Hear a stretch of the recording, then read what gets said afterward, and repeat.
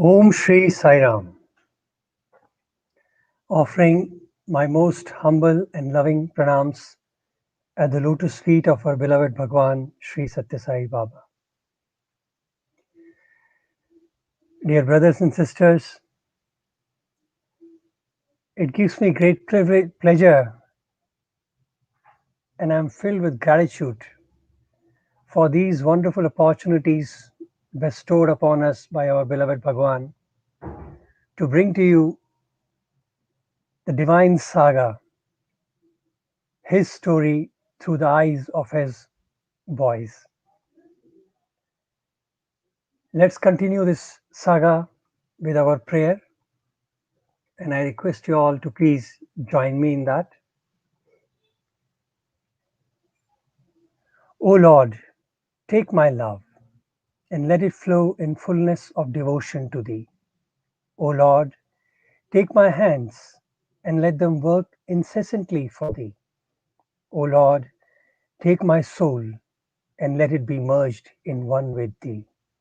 O Lord, take my mind and thoughts and let them be in tune with Thee. O Lord, take my everything and let me be an instrument to work for Thee.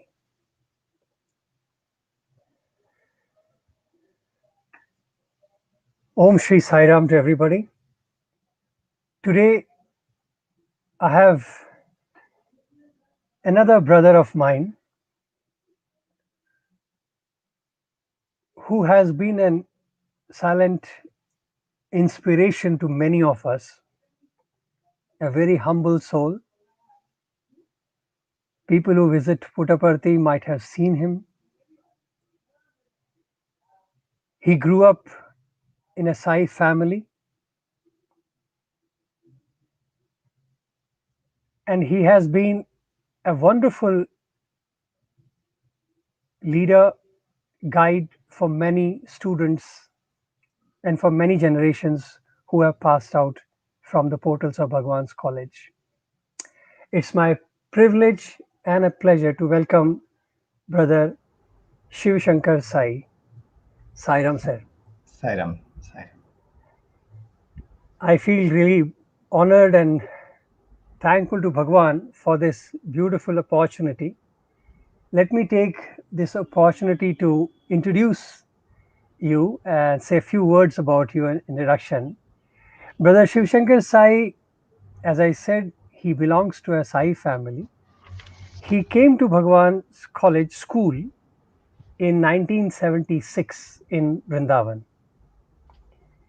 And there he started his journey as a student and went on to do his master's later on from Prashantanilayam in MSc Physics.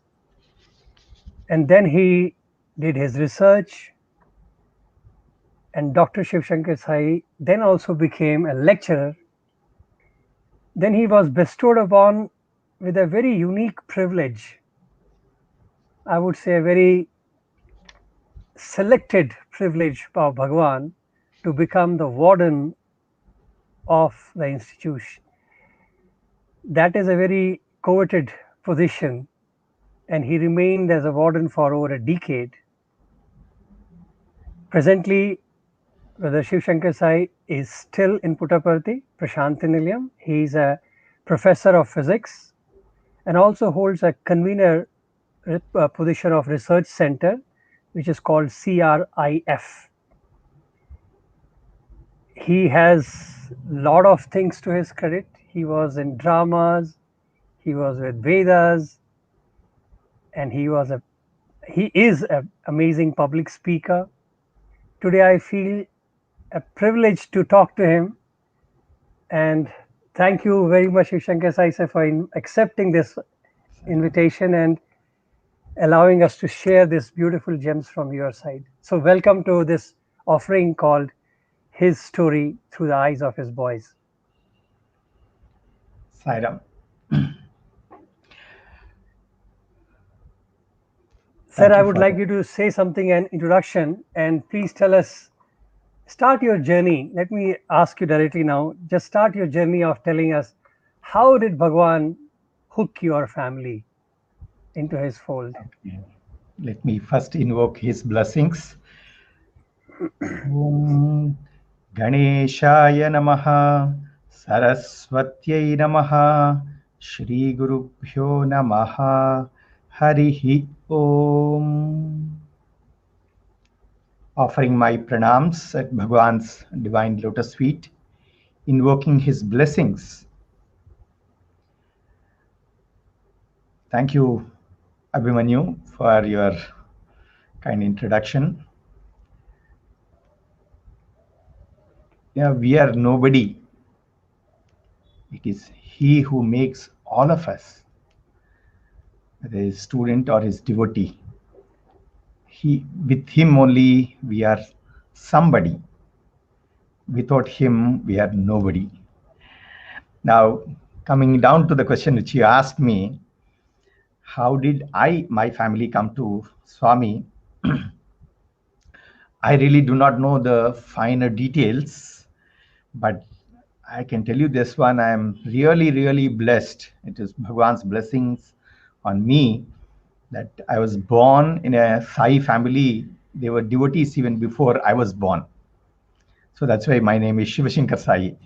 So I asked my father, he said in late 60s, they had gone to Puttaparthi along with my grandmother.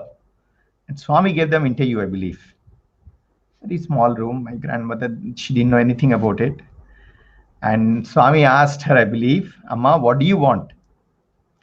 She said, like all, the old timers, she lived for 105 years, by the way. She is no more now. 3 years back, she passed away. She said, I do not want anything. I want your blessings. He said, I will take care of you and your family. I mean, that is the blessings which he has given.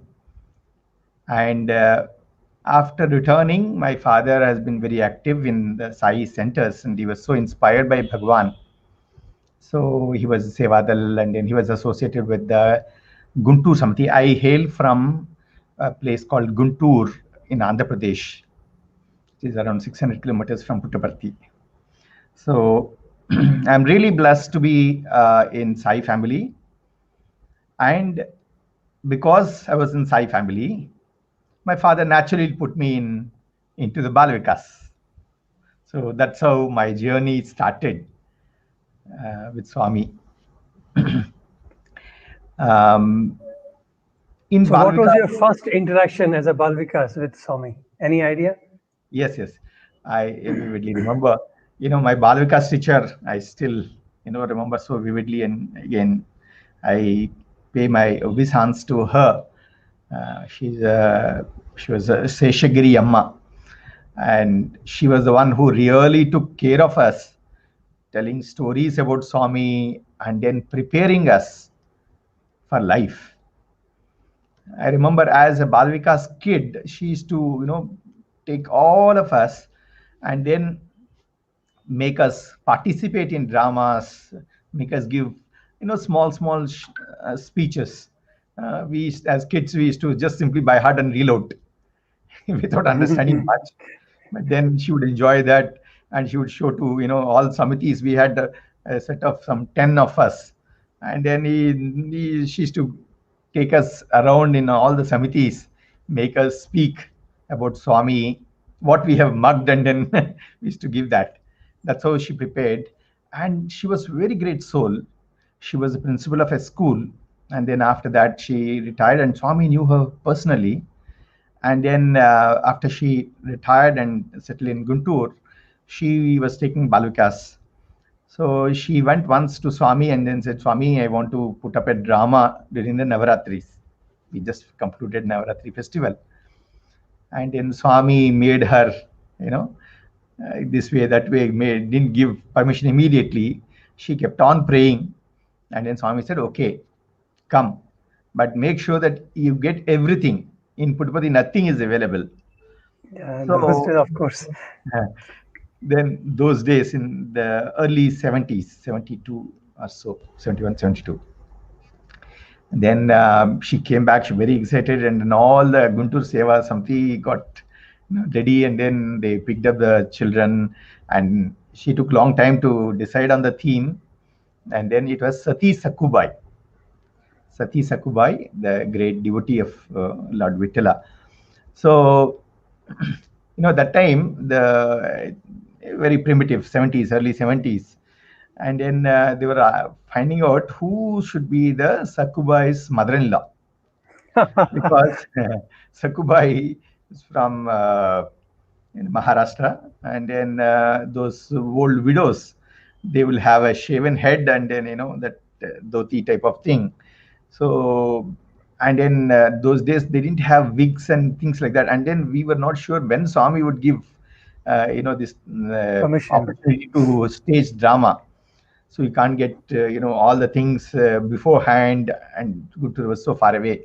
Those days, the transport was still very difficult. So she wanted a boy who can shave immediately, and then so that that shaven head is seen round and then shining. So she asked me, "Will you be the Sakubai's mother-in-law?"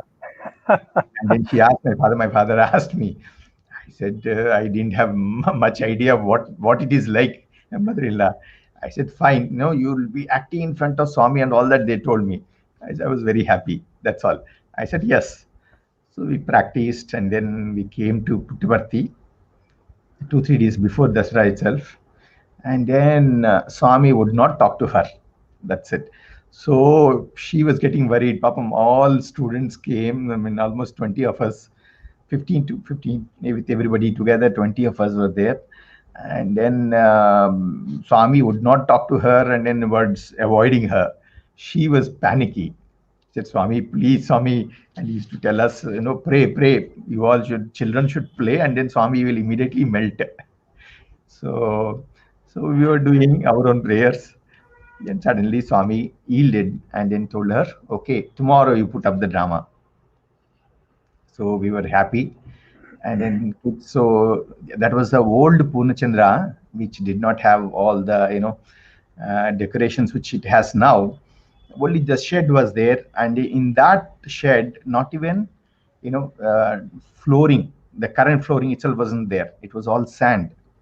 And then people Oh, used to stay there because it used to rain. That was the, such a huge hall. Swami got it built for multi-purpose. All Swami's buildings are multi-purpose. multi- So, so they used to cook there, and then during the evenings, discourses will be held. Swami would also speak there only. Everything will be there only. Only discourse time, the ladies will go there. Otherwise, the families will be together. All sorts of things. So that had a green room. There we were getting dressed, and then we were put. And then the previous day, I went to the barber and got it shaved, my hair. And then we were there.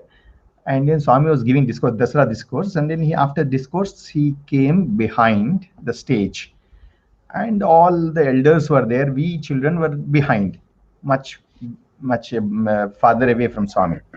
Swami asked, what drama? To my balvikas teacher. She said, Swami, Sati Sakubai. The first thing Swami asked is, who is Sakubai's mother-in-law? Swami likes that mother-in-law character.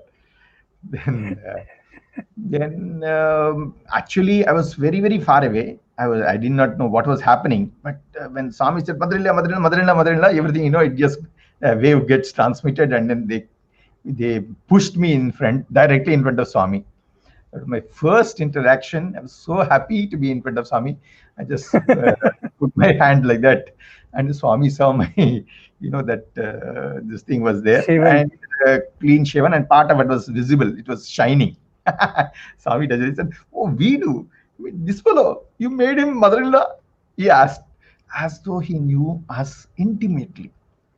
This fellow, you made him mother-in-law. Very good. And then patted, and then he said, "Okay, get ready, and then play well." He blessed all the children, and then of course we did, and then received his blessings. That was my first interaction, Swami. You know, I feel that all of us, the students and the devotees, Sai devotees, are chosen by him. He knows us. He's the one who actually picks us up. This is, I'm very, very convinced about it. I'll tell you, I just fast forward it, and just happened 4 days back, just four, exactly 4 days back. Now we were in, having a chat with one of our research scholars. Now, COVID, not many students are there, only research scholars and teachers are there in the hostel. So we were just interacting with one by one, we were interacting. These are students who have joined. I mean, some of them did not see Swami, some of them have seen Swami as balvikas kids. So I was talking to a student, a research scholar called Utkarsh Beli from MP, Balaghat. He's currently doing his research in Department of Biosciences. I just asked him, how did he come to Swami? Because he joined in 2011, on the year when Baba took Mahasamadhi. So he said, sir, that is a big story. Cutting short of other thing, I mean, removing other things, he told me one thing. He said, sir, I was not a good student. I did not get good marks. And then my mother was very much worried. She was also, now she's a spiritual coordinator there. And then she was praying intensely to Swami. Swami, please take my son. And then this fellow actually wanted to be a sportsman. And then, but his parents said, no, no, it's such a nice thing. Though he was a Balvika student, but he wanted to take sports as his career. But then his parents wanted him to be here. And then he also had that love for Swami. In fact, he was the one who was first Balvika student and drew their parents to Swami. So mother was praying intensely. They came to Parthi. And then, you know what he said? He said, sir, I did not do that well, my paper.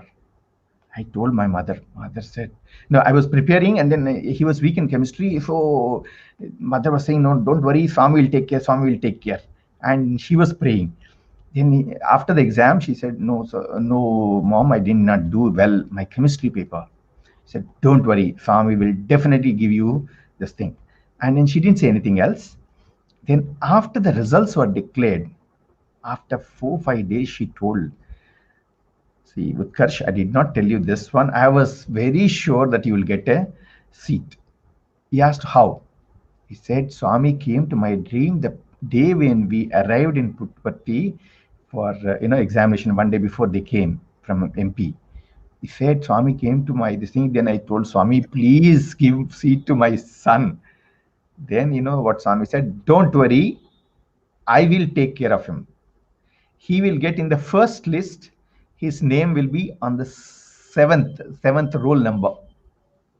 Swami told her one day, before the exams itself, before he wrote even the exams. So I was simply in tears. I said, see how Swami picks up. And then she did not want to tell him because he said, otherwise he'll be complacent. Swami tells, no, you have to do your duty. The rest of it, he will take care. So whether it is me or anybody for that matter, Swami picks us up, whether we know it or not. So that's how I really, my first interaction with Swami. And then, well, after that, it was, I finished my 10th and then joined Brindavan. Because I remember I still remember your play with Radha Krishna, in which you had become Krishna. So I remember now your introduction with Swami was as a lady actor, and now you played a role of Radha Krishna. I think I have a picture also here. Oh. It'll remind you of something. That was, yeah, Swami blessed me with that unique role, to act like him. Wow, I mean that was wonderful. Thank you. That's very sweet of you to recall. Very nice. So let us continue with our story. So after that, how did you decide to join as a student?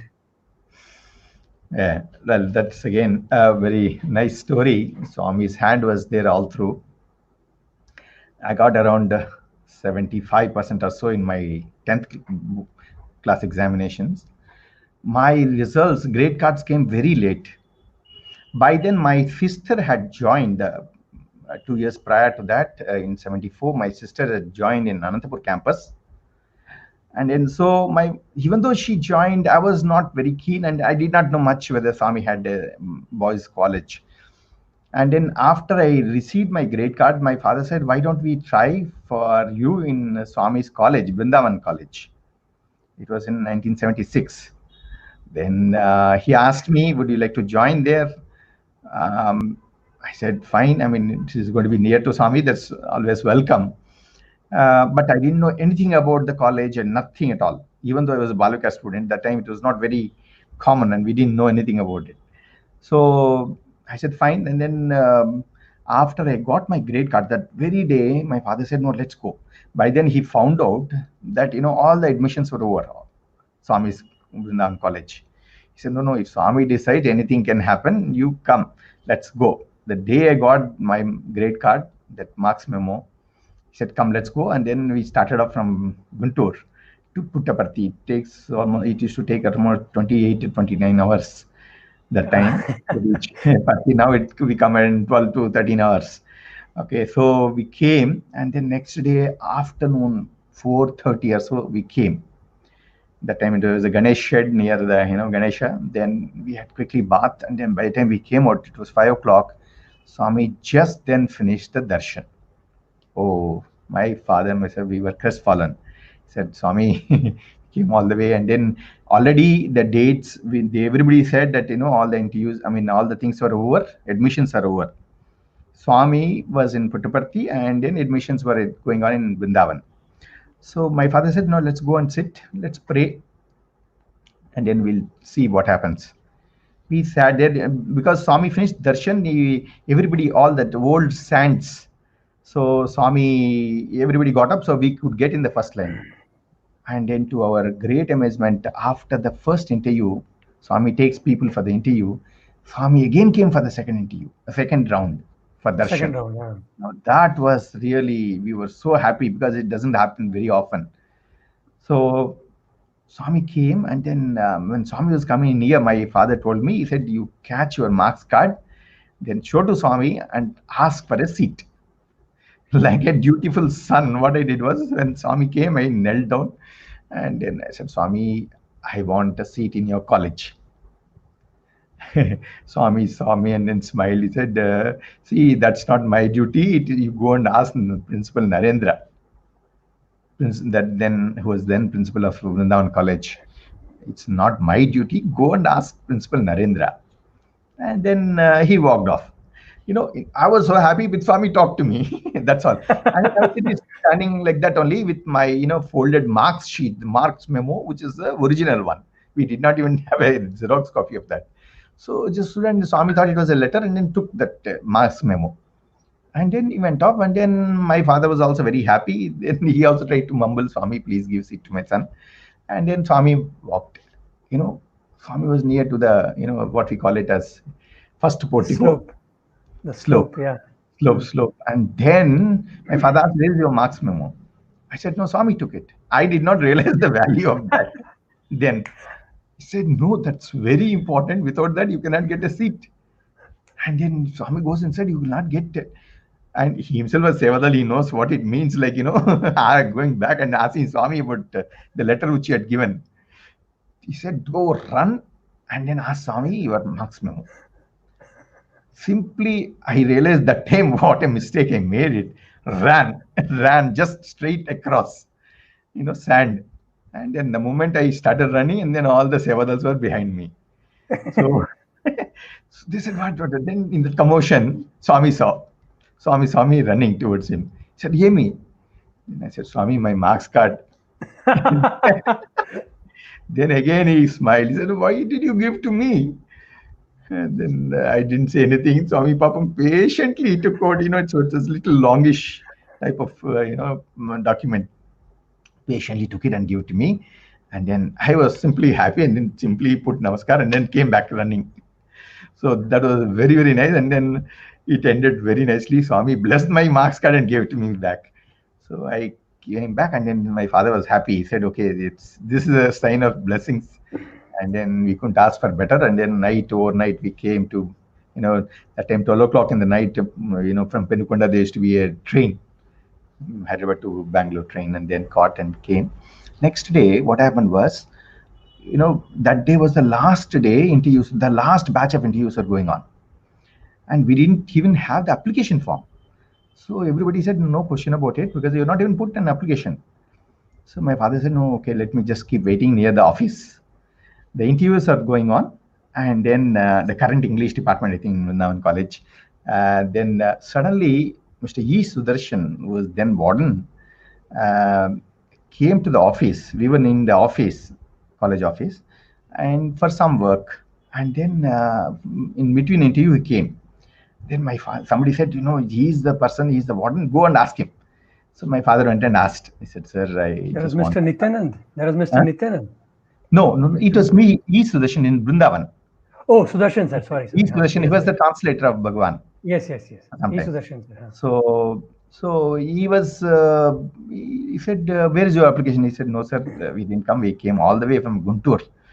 Then I was shocked. I was just next to my father. Then he said, oh, he's this fellow. Uh, I don't know what happened. It wouldn't happen. He didn't have an application form. He told the office clerk, give the application form, and then let him be the last fellow to come, and the interviews will get over after that. That's all. On the spot, I filled up the application form and then gave the thing. And then in the interview, my father told, this is what we went and asked Swami. Swami told to our Dr. Mr. Narendra. Then Swami said, no, no, that's based on your performance and all that he told. I asked, why do you want to join? I said, it is beautiful, sir. That's all I could. Okay. I didn't know how to sort of, even articulate. Then they smiled, Professor Nanjunaya, and then Mr. Narendra, and then Mr. Sudarshan were there, and Lakshmi sir was also there. So that's how I really got in. And then, it was really Swami's blessings, because so many people applied from our own Guntur town. And then all of them, some of them did not get, and then some of them who got it did not get the hostel seat. Because that time hostel capacity was very much limited. There was an old garage. I think And you were from that era when the hostel was on top of the garage. yes, yes, yes. Yeah, On they had top of and converted inside it. the garage also. Garage. But in your year itself, 76 Yes. itself, the new hostel came out, right? New hostel was being constructed in 76 Okay. and got opened in 77.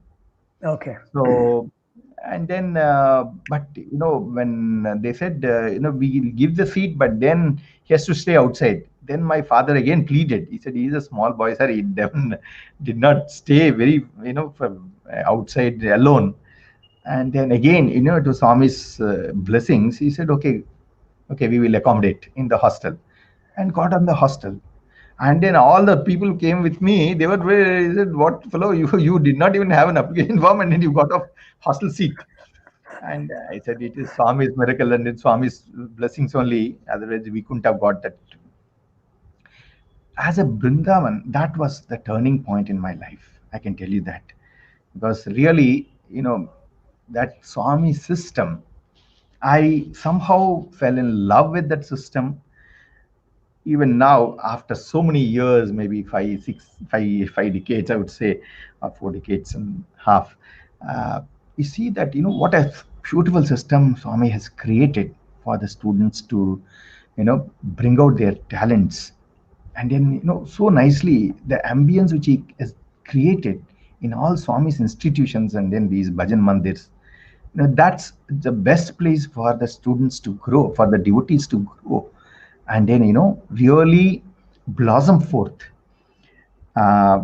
So really, as a student of Brindavan, I have so many memories. Just like every Brindavan student tells that. And I was fortunate to join in the first PUC. There was PUC that time, 2 years pre-university course, Correct. after which I subsequently joined even in the degree. I know that the hostel was like upstairs was a big hall, if I may Yes, call it a big hall. It was a bigger hall than normal. And downstairs you had the three rooms. 3 rooms, 3 garages actually. Three cars Yeah, of Swami converted used to. into rooms. And then you had the And then kitchen there, yes, and there's a kind of a multiple area, outside that like itself multi-purpose. is, yeah, outside the 3 rooms only was a small kitchen as well as dining hall. One corner it was kitchen, and then another, this is a dining hall we used to have. And then that used to be multi-purpose again. It was in front of Sai Ram Shed, who was, it was then called Sai Ram Shed, now the Sai Ramesh Hall. Hmm. Where is big banyan tree, you would have seen that very famous photographs. Swami With sitting Krishna's idol in the middle. Yeah. behind, and Swami, adjusting the Krishna's flute and all that. Very popular video.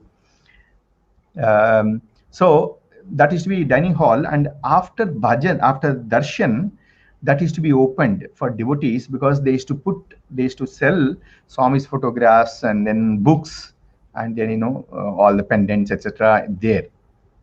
So that was the thing, and then students and then teachers only used to manage that also. Again, remember very nice and funny incident. Swami would come there.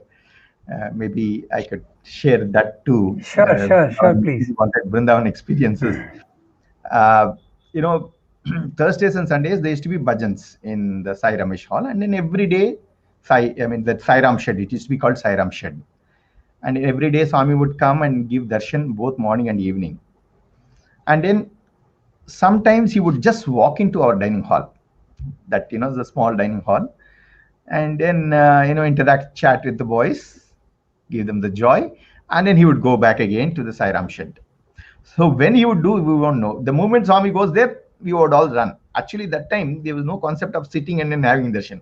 We used to be behind Swami all the time, running. Wherever he goes, we would just keep walking along with him. So one such occasion I remember, because I was just close to Swami, and then Swami suddenly walked into our dining hall. So we all rushed. That time, some senior students were arranging these photographs of Swami, and also the books on the benches there. Because immediately after darshan, they will all come. The devotees would come and then buy and then go off. And after that, 9:30, we also would leave to college. So they were all arranging, and suddenly Swami decided. We didn't expect Swami, so they were still arranging. And I was also near when Swami went inside. I also rushed inside. I was near one of the photographs. A bunch of photographs were there where Swami showing Shivalinga, that very famous Swami in Shivratri time. Holding it. Yeah, holding the Shivalinga, and showing that inset was that. And then Swami's full burst photograph holding that one is there, and inset Shivalinga in greater detail in a close up. Then I was next to that photograph. Swami came and then he was joking with boys, and then he's like a friend, and then like a sweet mother. So he would not lose an opportunity to make us laugh, make us smile, make us understand the warmth of his love. So he was next to me. Then I was seeing that I was just putting like this one here. Swami saw the photograph. Yemi photograph. What is this photograph? I had not seen Lingodbam by then. Okay, I never went there. And then I said to him like this. He said, no, it's Shivratri. Somebody next behind me, they said some Shivaratri photograph. Oh, Shivaratri photograph. Then Swami took that one and then saw here and there. That inset was there, big lingam Swami catching like that, just like that. Okay, then he said, what is this? I said, this is Swami Lingam. He said, Baba laid egg. In Telugu, he said, Baba guddu pettadu. Then everyone burst into laughter. The Telugu, no, I just couldn't control it.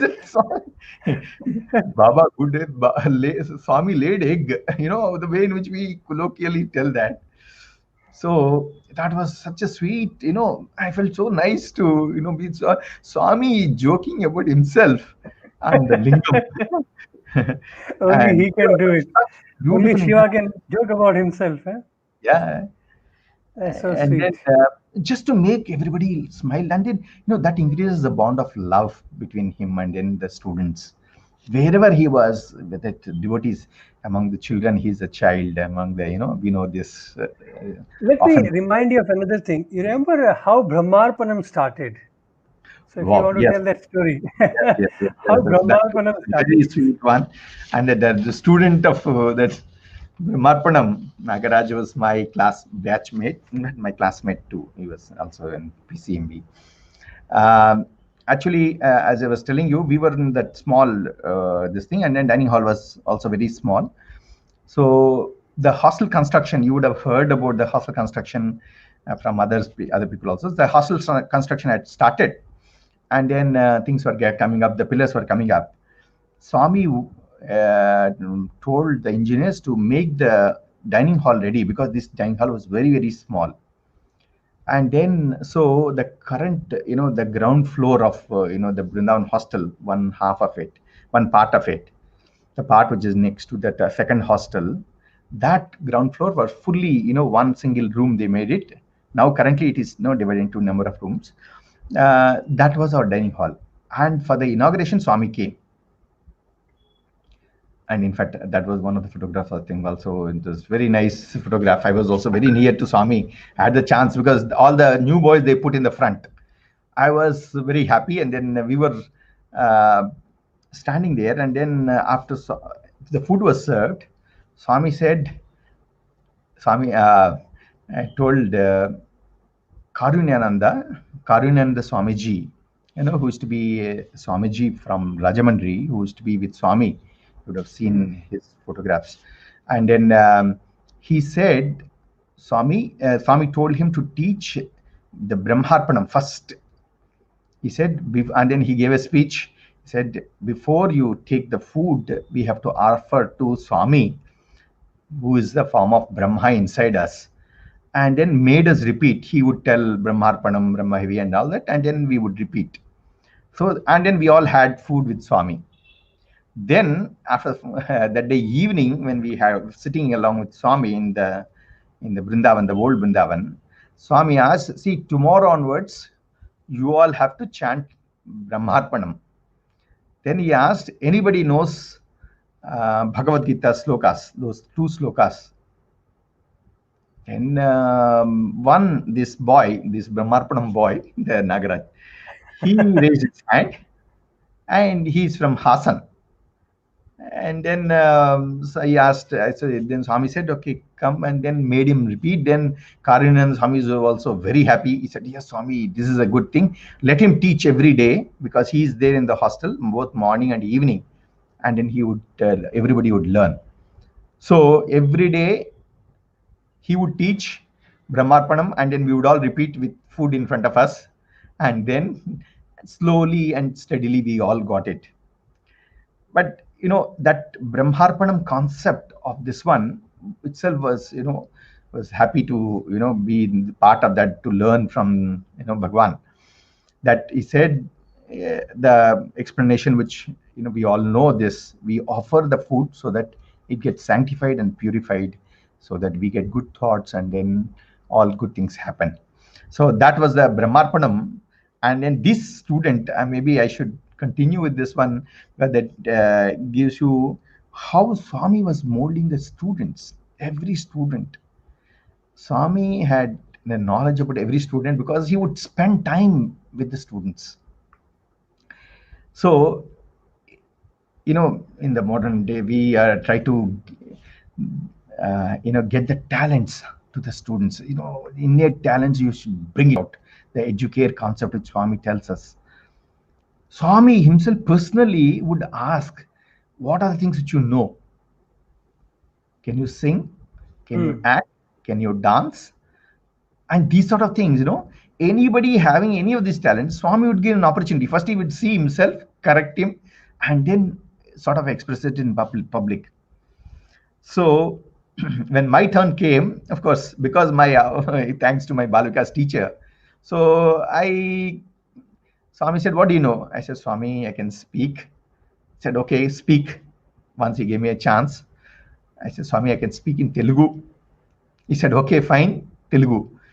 Then I read off. 2-3 speeches were there, and my teacher made me, repeat so many times. Even in sleep, we would be woken up, and then we can reel out that. That's how she made us. So Swami made us. Swami, I spoke about Nagar Sankirtan. He was very happy. Then this Brahmarpanam boy's turn came. Swami asked, what do you know? Then he said, Swami, I don't know anything. Tell me what you should, there's so much inside you, you should get it out. I said, Swami, I don't know anything. But he said, do you know how to sing songs? Swami, I'm not a singer, but I know one thing, Swami, he said. What was that? His father had a condiment shops in Hassan, in Karnataka. And, they had probably got it written. Advertisement song, just like Swami wrote Kutte Subbanna. I don't know if you know that. You know, Kottasavan, Bala yes. Bhaskara. On Bala Bhaskara, when Swami was, young, he used to write poems. So Kutte Subbanna asked Swami to write one poem on Bala Bhaskara, which was a medicine for all sorts of diseases, including for loose motions, this, It's that, like all an that. advertising jingle. Advertising song. So Mm. this boy just simply sang off in Kannada the advertisement song. Imagine singing an advertisement song into Swami. Swami couldn't control his laughter, laughed, laughed, laughed. All of us, tears came out of all of our eyes, and it was very nicely. Tindi beku. Tindi beku is in Kannada is I need food. And it goes a very nice rhyming Kannada. Tindi beku, nanage tindi beku, ಒಳ್ಳೆ tindi beku, nanage tindi beku. And jalebi, jangri, laddu, all that he describes in that song. It was a typical popular, it seems, Kannada song. And in that tune, he has made it. Swami is so happy. He said, "No, you have got the thing. So only thing is now what Tindi, see how he converts that. So this is only a gross Tindi.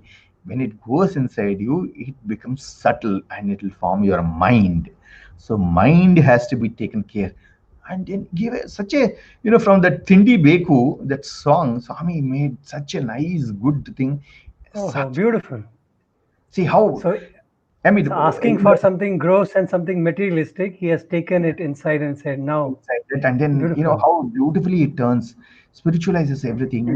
And only when he puts it in that fashion, only the students, young students, who, what will they understand if they say all that big things? No, nobody would appreciate it, and it will not go inside us. But puts it nicely, makes everybody laugh, and then suddenly gives you that little bit of tablet, and everybody will be happy to help it. So that is to be the type of fun, and then such a intimate uh, time which we used to have with Bhagwan. And Let well, me let me jump you to the Veda chanting now, because I know you have had so many other privileges, but Veda is one thing which is very intriguing and very important today also.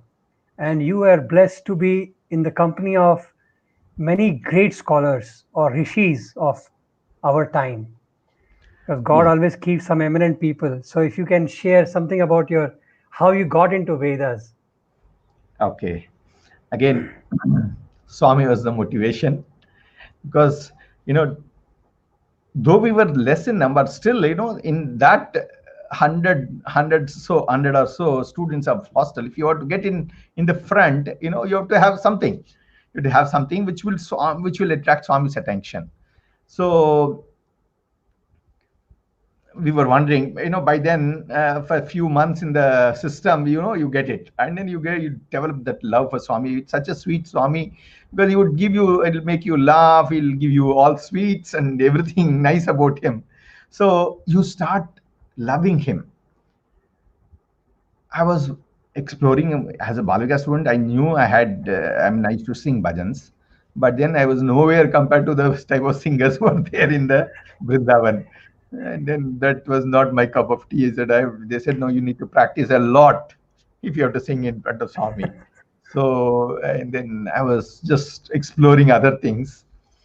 And in speeches, yes, once in a while. And then I was not good in English, and then even Telugu, not many people know, because it's a cosmopolitan type of environment there. Swami gets all sorts of people there.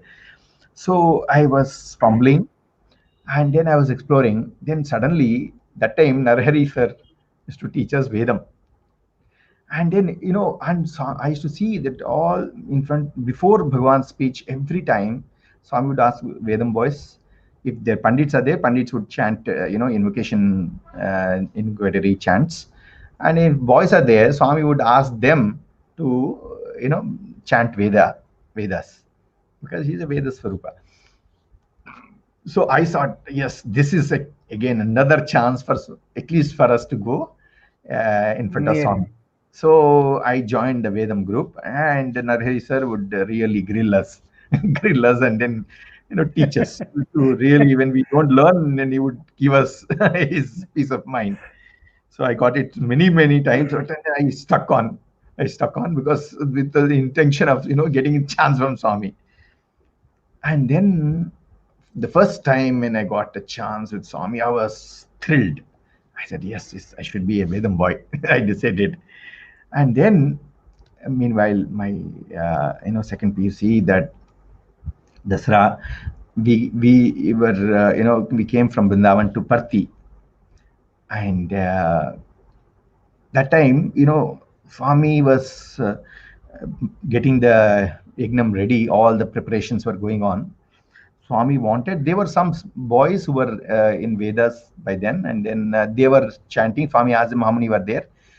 Some 6, 7, 8 were very, very confident, and others were all learning, like some of us.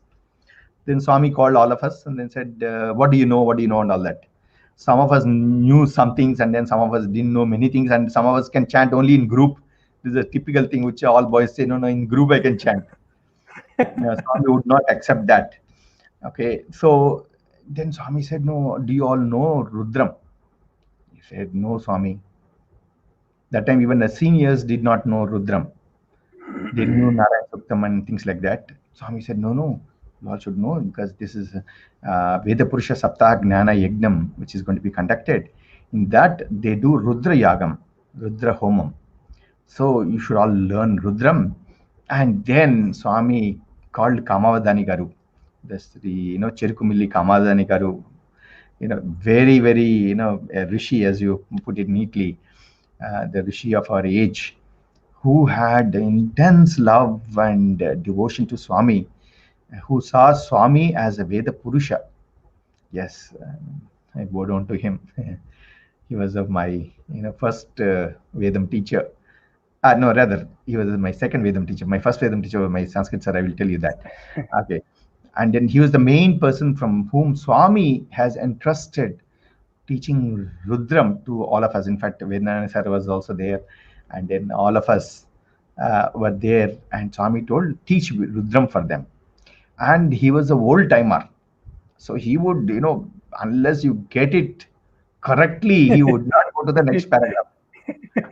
And they made us repeat and repeat and repeat. And he would go morning and evening to Bhagwan. Swami gave that unique opportunity to be with him, this Vedic scholar with Swami. Every day he would dine with Swami and then come back. He used to stay in a small houses behind the East Pashanti, and then there only we used to have our Vedam classes every day, morning and evening. And he would very perfectionist, so he would not allow any intonations. Then he would again every day he would repeat same. So our progress was very slow. And then Swami called us. He said, "How much you learned?" Made us chant. Whatever we knew, we chanted well. But then after that, he said, "What is this? Only little only." Then he said, "Swami, we are learning, Swami." By then, Dasra holidays was almost over, and then it was time for us to go back to Brindavan. Then we thought, as Vedam boys, will, because Swami was talking to us once in a while, calling us and talking to us. He said, "Swami, we will stay for 10 more days and we'll learn morning till evening and then go back to Brindavan." I said, "Buddhi ledu, you have to do your duty. What, who will they stop classes for you? So you go back." Then we said, "Swami, no, we want to learn Vedam." Then we realized the value of the Vedam, because if you learn Rudram, then you can be with Swami almost. Because Dasra Ignam time, Swami would make us sit on the stage, just like what they're doing. And that time, Vibhuti Abhishekam Swami used to perform. And the Vibhuti, beautiful Vibhuti would come on you, and you are in bliss. You are directly in front of Swami, Swami washing the Shidi Baba idol, and then doing the Vibhuti Abhishekam. Once in 1077, I saw that was excellent. And after that, Swami actually, in a year, Swami stopped that Vibhuti Abhishekam also. So we said, "Swami, please," we pleaded Swami to make us stay for some more time. He didn't agree. Then we hit upon that time cassette recorders, were quite famous. So, "Swami, we will record his voice, and then as he tells, and twice we repeat, this general way of learning Vedam. And then he said, but that was new to Kamadhani Garu. He said, no, no, no, it cannot be done. That traditional, it's not tradition. Then again, Swami, said, see, their interest in the Vedas itself is enough. The Veda Mata will bless them.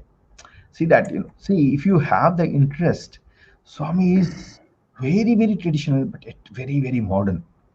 He said, if you have that interest, automatically the God will bless you. Swami says, no, if you need me, you deserve me. You don't need any other deservedness, any other arhata to reach him. If you require him, that's it. He provides you a way. Swami said to, Kamadeni Garu could not believe it. He said like that, and then he was not familiar with this sort of learning or this sort of teaching. And then we recorded the full Vedam, I mean full Rudram. We learned it only just 3-4 paragraphs there. Then after that we did, and then in Brindavan we were doing this thing, and then after Swami came, then again we showed our learning to that. So I think this is a nice forum if you want to say a few things about Kamadhani Garu, because many people may not know about him. No, of course. This was, I think, I also do not know so much, but what little I know, I will try to share. Um, Only during that time, Vedam time only, we got in touch with Kamadhani Garu. After that, we were in Brindavan. Only when we used to come to Parthi, only we used to interact with him. Now, he's a great Vedic Pandit from Konasima, the East Godavari district of Andhra Pradesh. That is known the rice bowl of Andhra Pradesh, because of the Godavari Delta, a very fertile land, and that used to be the mother of all the Vedic knowledge. Even now, a lot of people, all the Pandits come to this, Veda Purusha Saptayagnam. Some of them are from there. Though Swami usually chooses from all parts of India, or at least in the state, so that, they have a representation. So he is from that belt, Konasima belt. And then he is from the village called Kadali village in East Godavari near Amalapuram, near Rajamandri, one big town. And then he's a very, very great Vedic scholar. Entire life he has devoted to this Vedic learning and then teaching and then, propagating Vedas. And he was a Ganapati. Ganapati is like, post-graduation, the highest sort of qualification for this thing. And then I remember one or two things which, others have told me. For example, Anil Kumar sir was telling, Raman Rao sir was telling. He was, in 1969, see, once he came to Swami, he never left Swami because he knew that he was with Veda Purusha. For all that he is chanting, if he gets a chance to be with Veda Purusha, why would he leave? So when he decided to come to Parthi, after that he never went back. I believe he was from a higher caste of Brahmin, and Swami physically was not up to his standards. So he was trying to wash himself up in the river, and then Swami indicated that, and then that was a realization. I think he was a ripe soul. That's why he could realize so fast. And then he never left Parthi. He never left Parthi. And then Raman Rao sir recalls one incident where in 1969, I believe in January 24th, Swami, traveled extensively that Konasima region. Swami has gone to so many villages, opened the mandir, so used to stay with the devotees. You may have heard old devotees, Radio Sai interviews and all that. Swami used to stay in their houses and then, give so much of joy to them and then put them into a spiritual path. So in 1969, I believe when he went there, he was near Amalapuram.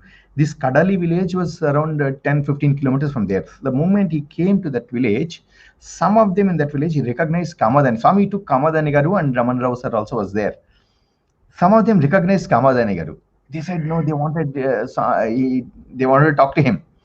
Then Swami, by then somebody else called, and then Swami went to their house. He said, you stay there, stay in the car, I will come back. Swami went there, and then all these people came, and then because they knew Kamadhani Garu, he was a very great Pandit there. So they tried to talk. He would not talk. Swami had not given permission. So he wouldn't talk anything. They tried, sir, please come, come out of the. He did come out of the car to talk to them.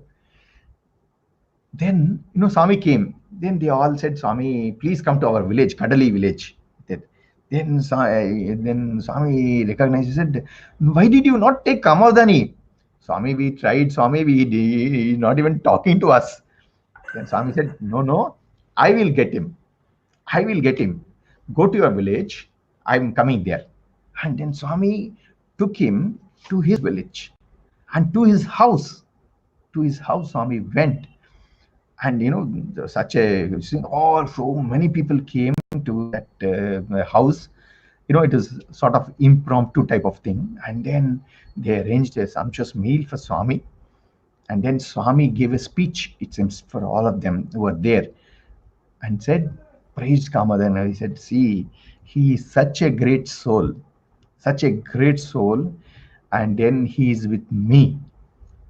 And then created a big kankanams, big golden Bangles. ring bangles type, and then put it to him. And then Kamadanigaru was so very, and then all the people were so very moved. And then the sort of the love which Swami showered to Kamadanigaru. So that actually showed what is the type of devotion he had. After that also they said, no, why don't you stay? And Swami also told him, now you stay. Anyway, I'm just in this one. After 2 days, I'll be leaving Rajahmundry. That time you can join. He said, no, Swami. He would not leave. So he came along with Swami. I mean, that is a type of devotion. That is a type of attachment he had for Swami. And then that is the way he could see Swami as a Veda Purusha. So we had an opportunity to, at least for few mantrams, we could learn from him. We're ever grateful to Swami for that, the blessing. You had another privilege really, of any yeah, any other? Yes, sir. yeah, go ahead, go ahead. No, I said because when Bhagwan is there, there are so many such scholars and rishis coming to Bhagwan. So you had another interaction with. No, Yeah. I sort of interaction, because actually that Sai Gayatri, that Brahmasri Gandikota Subramanya Shastri. Subramanya Yes. Shastri also is another great Vedic Pandit, again from the same region, from the Konasima Oh, region, Tanduku. okay. That is also very near to that only. And that's a real rice bowl, yes.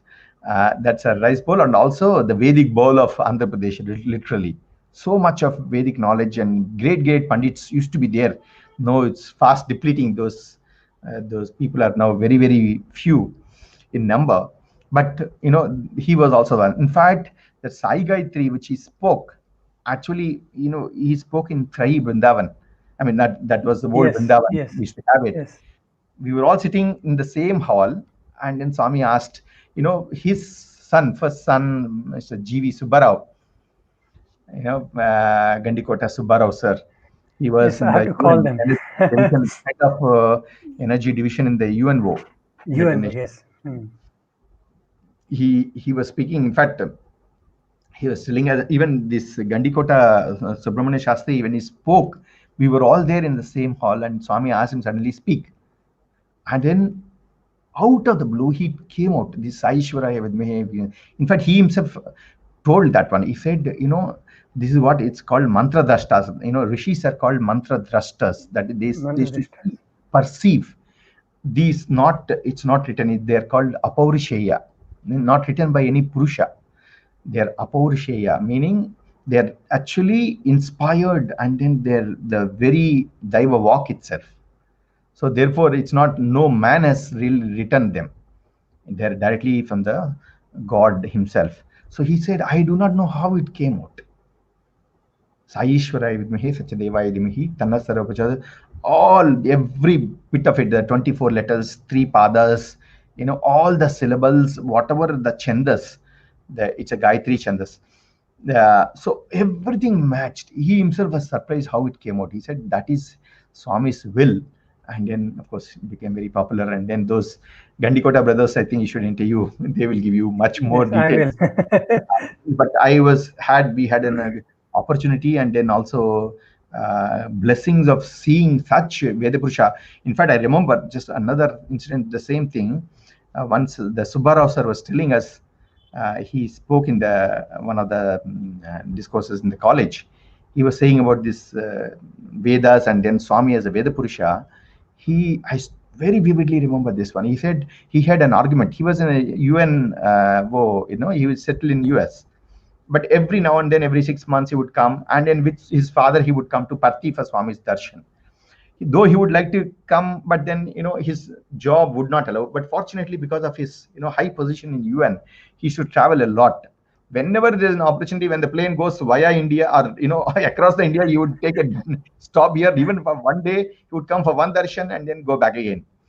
And then one such occasion, I believe, he brought his father, and then they were having, after darshan, they were sitting there, and then his father was chanting.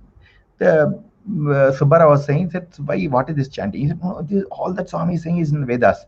He said, no, see, some are there in that, but all that Swami says is in the Vedas. He said, yes. He challenged his father. Father said, okay, you take any suktam. And he picked up on suktam, I believe. And his father explained every word how connected to Swami's teachings. He said, I was bold by my father's wisdom and realized the Veda Purusha, Swami, what Swami is telling is totally and wholly is the quintessence of these Vedas, which is the quintessence of Bharatiya culture itself. So that was the really revealing thing through these people, these very, very respectable rishis of our age, Vedic rishis, who have seen Bhagwan as Veda Purusha and experienced him. So that was really the motivation for us to learn Vedas. And then because our motivation is not this is the understanding which I think we got now, but that time it was only Swami. Going in front of Swami, automatically, if you're a Vedam boy, it's a right royal road to ticket to get in front of Swami. So that was actually you're right, sir. Watching Swami for Dashera Havan, and when he sits himself as a Veda Purusha, and he's to receive that offering himself, and the fire rising in front of him. Yeah, that sight was so magnificent for me. It's for that I joined Veda. Only to sit with him there, to experience that aura, it was such a beautiful sight. As a youngsters, that anything is all right. Anything is all right to go near to God. that was the thing. And Swami knew it very well. And he would play that card. And then of course he would give you dresses. He would give you dresses also and all that. Yes, I mean, all perks. Couple of those dhotis and then angavasrams from him. And that is again another thing. And Swami would make it such a nice experience for everybody, so that we cherish those moments, and that itself is motivation. Just like mothers and parents make us learn all the tables of mathematics or all the things. Only just somehow or other you should learn that. That's how he. Sir, if I may ask you, for everybody's benefit, for common people, devotees, when we are trying to chant, Rudram or whatever, why do you think, even if we do not understand Sanskrit, even if we do not have that comfort in speaking in Sanskrit, people have nowadays a fancy that we can say translation of mantra. Yeah. But why is it? Why do you think chanting is so important, and that Swami made it universal? He, in fact, did not stop with Brahmins or anybody such class. He made it public. And in fact, Kulwant Hall was converted into a Veda learning class, actually. Yes. So why do you think, in your understanding, that importance Bhagavan gave to Vedic learning and chanting, even if it is a foreign language for you? Yeah. Okay. I'll start off with one experience, a beautiful, sweet experience, which some of us had with Swami's interaction. And again, it was in green room in Punachandra. Okay, so it was one of those sessions when we were learning Vedas, when I was in Brindavan, maybe I was doing my degree then, BSc. And then one Dashera time we all came, and then Swami called Vedam boys. And then we chanted that invocatory chants in front of before Swami's discourse. After discourse, Swami goes behind, and then we also went behind. And then Swami would sit for some time and then discuss about the thing with the elders. And we, as Vedam boys, we used to also sit there quietly, nicely. And one such occasion I remember very nicely. And then we were all sitting there. And then Swami said, no, go to the green room and sit there. I'm coming there. One guest is coming. The collector of Anantapur was then Mr. Chakravarti. Later on, he became a registrar. Okay. So, so he was collecting. So Swami wanted even the students also to enjoy that conversation. So he said, go and sit in the green room. I will come there. So we were all sitting there, Vedam boys. And then suddenly Swami came, and then collector also came with Swami and Mr. Chakravarti. He had a mush and all that, and he was sitting there. And Swami talked about the things. And then after that, we were happy because we were just only few of us, and then Swami and collector, and then a few other elders were there. Then Swami, like a proud mother, wanted to introduce everything. I said, what are you doing? BSc, then BCom, then some PG students were also there. Then they were staying in Brindavan and doing PG in the Central College in Bangalore. Very few Swami used to give, the chance. So Swami was telling them, see, all of them know Vedas. See, Vedas are meant for everything. And then they all know Vedas. And said, come on, boys, chant. So we all chanted because anyway, we were Vedam boys. Then, see how Swami will not, just use that occasion for, making us also learn so many things. And so he said, he would stop and, okay, you chant. Suddenly he would give a test, surprise test. We were all very happy that Swami is starting, and in the group, at least we can chant.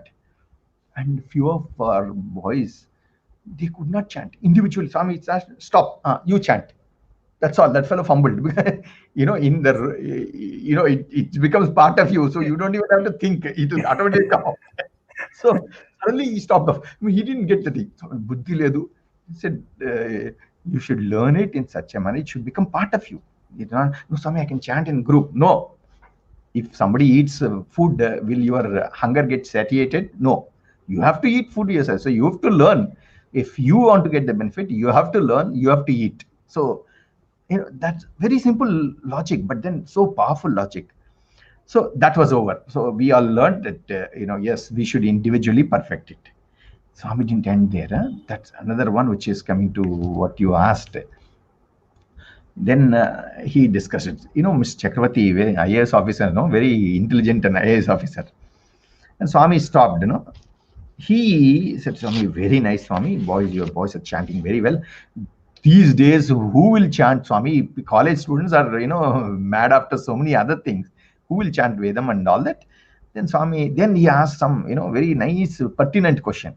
Swami, they chant just like that by rote, but do they know the meaning? That's it. Next Just taken aback because now Swami might start asking the question. Swami said, yes, my boys know meaning also. That's all. All of us froze. If we didn't know, by then at least we picked up, some few things which Swami says, Nilato Edamadhyastad Vidyullekeva Bhaswar, some of the things which Swami often quotes, at least some of them we got it, but then Swami asks, tell the meaning, we would not know. Okay, so we were all, stiff. We all of us became stiff. So Swami said, yes, my boys know the thing. You tell Ra, what is Ganananta, the meaning of the Ganananta? That boy somehow managed, Swami, it's a prayer to Ganesha. Ganesha is this, Ganesha is that. Fine, over. All of us started sweating because our turn may come. Suddenly, this thing, Swami asked only those important lines, and then it came, and then we all answered. See, like it, how as a Krishna he plays. We were all very tensed up. We will be, bringing down Swami's name. Swami praised us so high. My boys are this, my boys are that, and then we suddenly cut such a sorry figure. We don't know what it means. And then Mr. Chakravarti, an IAS officer, a collector of the Anantapur district, we were this thing. Then Swami asked 3 questions, and then see Chakravarti, even if they do not know the meaning of Vedas, the sound of that is enough to bring the healing effects on the mind of the listeners. See how Swami beautifully Swami brought it out. Then Swami, this example Swami gave a number of other times also, but at least it stuck in our head, that we ourselves didn't know this. Then Swami gave such a beautiful analogy, apt analogy. Analogy is that said when a small kid, a small, baby, the mother, when she wants to put the baby to sleep, what does she do? She will, sing all sorts of lullabies to put the kids to sleep, especially small kids. And then the kid, after listening to the sound of the mother, automatically goes into sleep. Does the kid know the The meaning of meaning of the lullaby. lullaby? No. Or meaning of the, or the which raga it is there, which tala it is there? Would it know? No. It just knows her mother is singing, and that is enough for the kid to relax and go to sleep. He said, the Veda Mata, the sound is so very, very nice and pure. If Beautiful. you tune yourself to that, automatically you will start enjoying that. You will start enjoying that. Beautiful. And slowly, yes, you need to learn the meaning of it. That would be the best. But Vedic Sanskrit is very terse, and it's not so very easy to understand it. You need to spend years and years of study. Vedas, Shankaracharya in 12th century has written Bhashya as a commentary on the Vedas. And even to understand, because Vedas could not be understood by a common man, Shankaracharya has written Bhashya, the commentary, so that people can understand what is there inside that. Even Shankara Bhashyas were also could not be understood so much because that was a very equally tough. So Bhashyas are written on Bhashya, Shankara Bhashya, Bhaskara Bhashya. So many Bhashyas are there.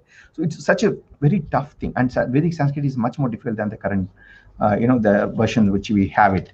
So Swami said, even if they don't understand it, it is important, especially in young age. It's easy for them to pick up. So that's why I'm insisting on my students to learn Vedas. So, I mean, that is the beauty. You said, no, even though it is a Sanskrit, which is not our daily, mother tongue. However, it is called Girvana Bhasha. That is the Girvana is the Deva Bhasha. It is the language of the gods. Still, Swami used to insist on that because that is really having an effect. It may not be perceived and then felt even if we are not tuned to that immediately, but it has a long-term potential. And that's how all our rishis and all our these things, not only in Indian religion, every religion has their own mantras, their own this thing. And in every religion, every great prophet has mentioned, for example, Muslims chant Quran, the Christians they chant their own mantras, their own carols. Hymns. Everybody at a young age they make them learn whether they understand the meaning or not. They make learn because young age very easy to pick up, and then because they'll become part of us, and then slowly and steadily with the age, with the maturity, we start understanding it and we appreciate it. At an old age, if Swami says no, you can learn, but then you are, all your energies have gone and you are not going to be as fast as the case when you are Sure. young. Sure. Sure. It's difficult as we grow up. So the Vedas are very, very powerful. It's just that we have to learn and we have to utilize that and then tune ourselves to that. It's basically that's what it is. And Swami made it a mass movement. Thank you. Thanks So to let me Swami. change the gear now. Yes, Yeah, please. let me change the gear. I'm keeping the time track, so Yes. I at least want to sketch your whole story as far as possible. So after that, you let me jump you to the PhD. How Yeah. you got into PhD? What was that inspiration and the motivation about it? Yeah. Well, after and I was also first batch of MSCs here. So after we finished our MSCs and then, Swami, the first batch, Swami always had that, close interaction. Swami knew each of us by name. Some of you, I mean, the previous ones like, Kantarao sir, and then, some of those people, Shankar Subramanian sir was also there. They were, of course, our teachers. They were even our teachers.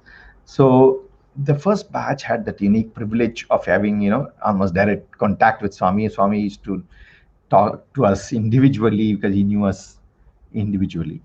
So after that, all of us wanted to stay with Swami, but then, MSc was over. MSc physics was over, and then we were How also many Swami. students were there in MSc with you in your class? In my batch, MSc physics, there were 9 of us. 7 plus 2. Actually, I Very belong small. to an earlier one, and then, but of course, I shifted from Bangalore University to here, so that's how I lost 1 year. But then I was happy to be the first batch, and then Swami called me, so that was a great thing. I was so happy, and then Swami, because I lost 1 year, so I had that extra, and Swami had some extra soft corner for that, because he used to, when we were doing PhD, he used to tell Professor Srinivasan, he said, see, no, make them finish fast because Papa, already they lost 1 year. Swami was so very So, concerned about that so loss sweet. of year. So sweet. So, we were all attached to Swami. We wanted to stay with Swami, but there was no opportunity. Swami was also very much attached. And then, Hirak, and then all that, Hirak Chankoti, and then Sai Suren Nasser was also there, and all of us. Then Swami, he asked us to go home. He went up to Brindavan. I went home because he really necked us. We wanted to follow with him, but he didn't allow. He didn't allow me. He said, no, go. So I went to this thing. My luck, my brother's marriage got fixed. As I landed in my house, my father was thinking of starting to Parthi with the wedding card of my brother. He said, he saw me, he said, how you came? I said, see, Swami told me to go, and then that's why I came off. He said, no, no, no, see, I am going to Swami. You come because Swami is, he knows you all. You will get a chance to give to this wedding card to Swami, so you come up. So one day only I stayed, and I again started with my father. I came back to Swami was in Vrindavan and came very quickly, just very short trip. Swami went to Vrindavan and came to Patti. So we came to Patti. So I'm landed, and then we were in this thing, got ready, and then came to Darshan. My again Swami's blessings. I had this wedding card of my brother. My father was sitting in the devotees, and then we had the privilege to sit in the portico. So we Portugal. sat there with that wedding card. And I asked, Hemi, when did you come? I said, Swami, don't just know. What for? I said, Swami, my brother's marriage card. Swami, you need blessings. Father also has come. Immediately said, Manchidi, then blessed. And then said, have you applied? Have you applied? I said, Swami, what? When I finished my MSc. No, have you applied? I told Gokak, Vinay Krishna Gokak, the first Vice Chancellor, to start a research. Then I was taken away. I was so happy. Just couldn't control my. Said, Swami, thank you, Swami, and then took namaskar. I said, no, I asked, see, all of you are finished up with this thing, so you can do research here, and you can stay with Swami for some more time. Wow, such a sweet, news. And then I came. I thought, I was booted out of the party.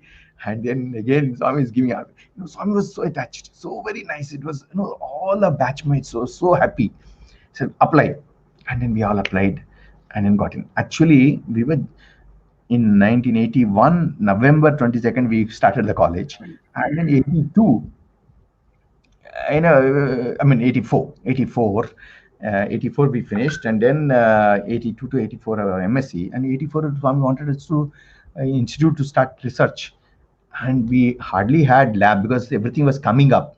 With MSc only post graduation till that time, this was only undergraduate college. With us as a post graduation, labs are getting developed and all that. We didn't have labs, good labs of post graduation itself, and Swami wanted to start a research labs. But Swami said, nothing doing. The boys are good. We should, groom our own students.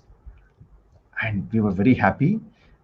And then we got into that one. First batch of students, almost 20 research scholars in all the disciplines Swami took. And we were fortunate. And then we were 4 in the physics department, 4 research scholars from physics, four in chemistry. Ravi Kumar sir, and then the Sundareshan sir was also there from Swami has Veda. always done a very humble beginning for everything. Very humble beginning. I remember in earlier later on, I'm sure you are the first batch of PhDs, but later on he used to always ask which topic you are choosing, and he had that always that guidance that do some research on a topic which is socially beneficial Yeah, for locals where you are. Did he give any such kind of? You have any such ideas about that? yeah. Uh, Swami would always remind us. He said, "See, science is for the serving humanity. Any knowledge," Swami says, an educated person owes and I mean has an obligation for towards a society. Swami always stresses this. All our educated is only just that only. You are a product of the society. So you should, after getting educated, give back to the society whatever you can, so that everyone lives samasta loka sukhna bhavantu. So that is the obligation which Swami always points out to the students and devotees and everyone. We are the product of the society. We should give back to the society whatever we can, in whatever form we can. As a farmer, he tills the land, grows the crops, and gives the thing. As a merchant, as an officer, as a ruler, as everything, whatever profession you choose, you have to contribute to the society in which you are part. That anger, sangha, all that Swami tells. Okay, so when it came to the research, Swami was always telling us, he said, see, you should do something which is very, very beneficial to the society. Of course, in research, we do not have much scope. Your guide decides your topics, because we would have just got into the research as a fresh research scholars, fresh graduates from the post graduation students, MSc.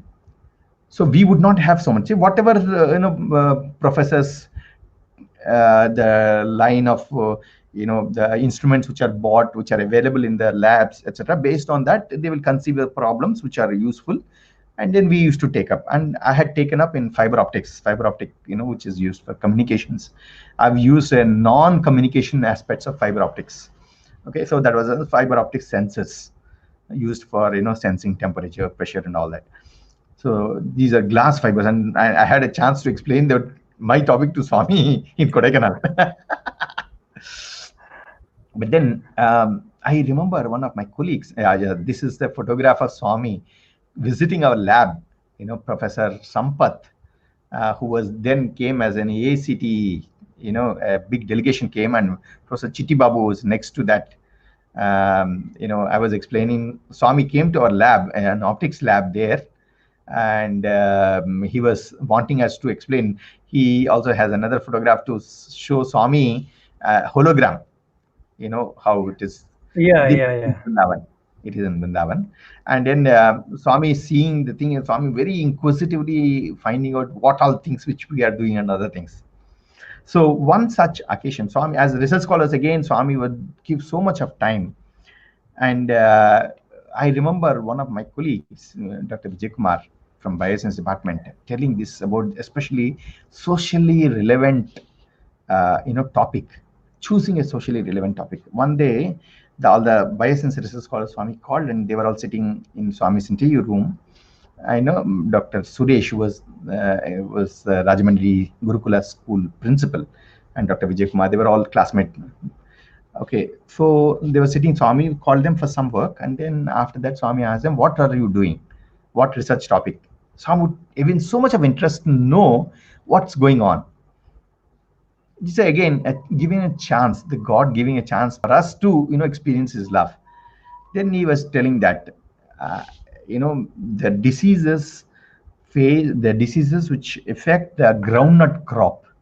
The moment Swami heard the groundnut crop, Swami immediately said, yes, such good topics which are socially relevant should be taken up.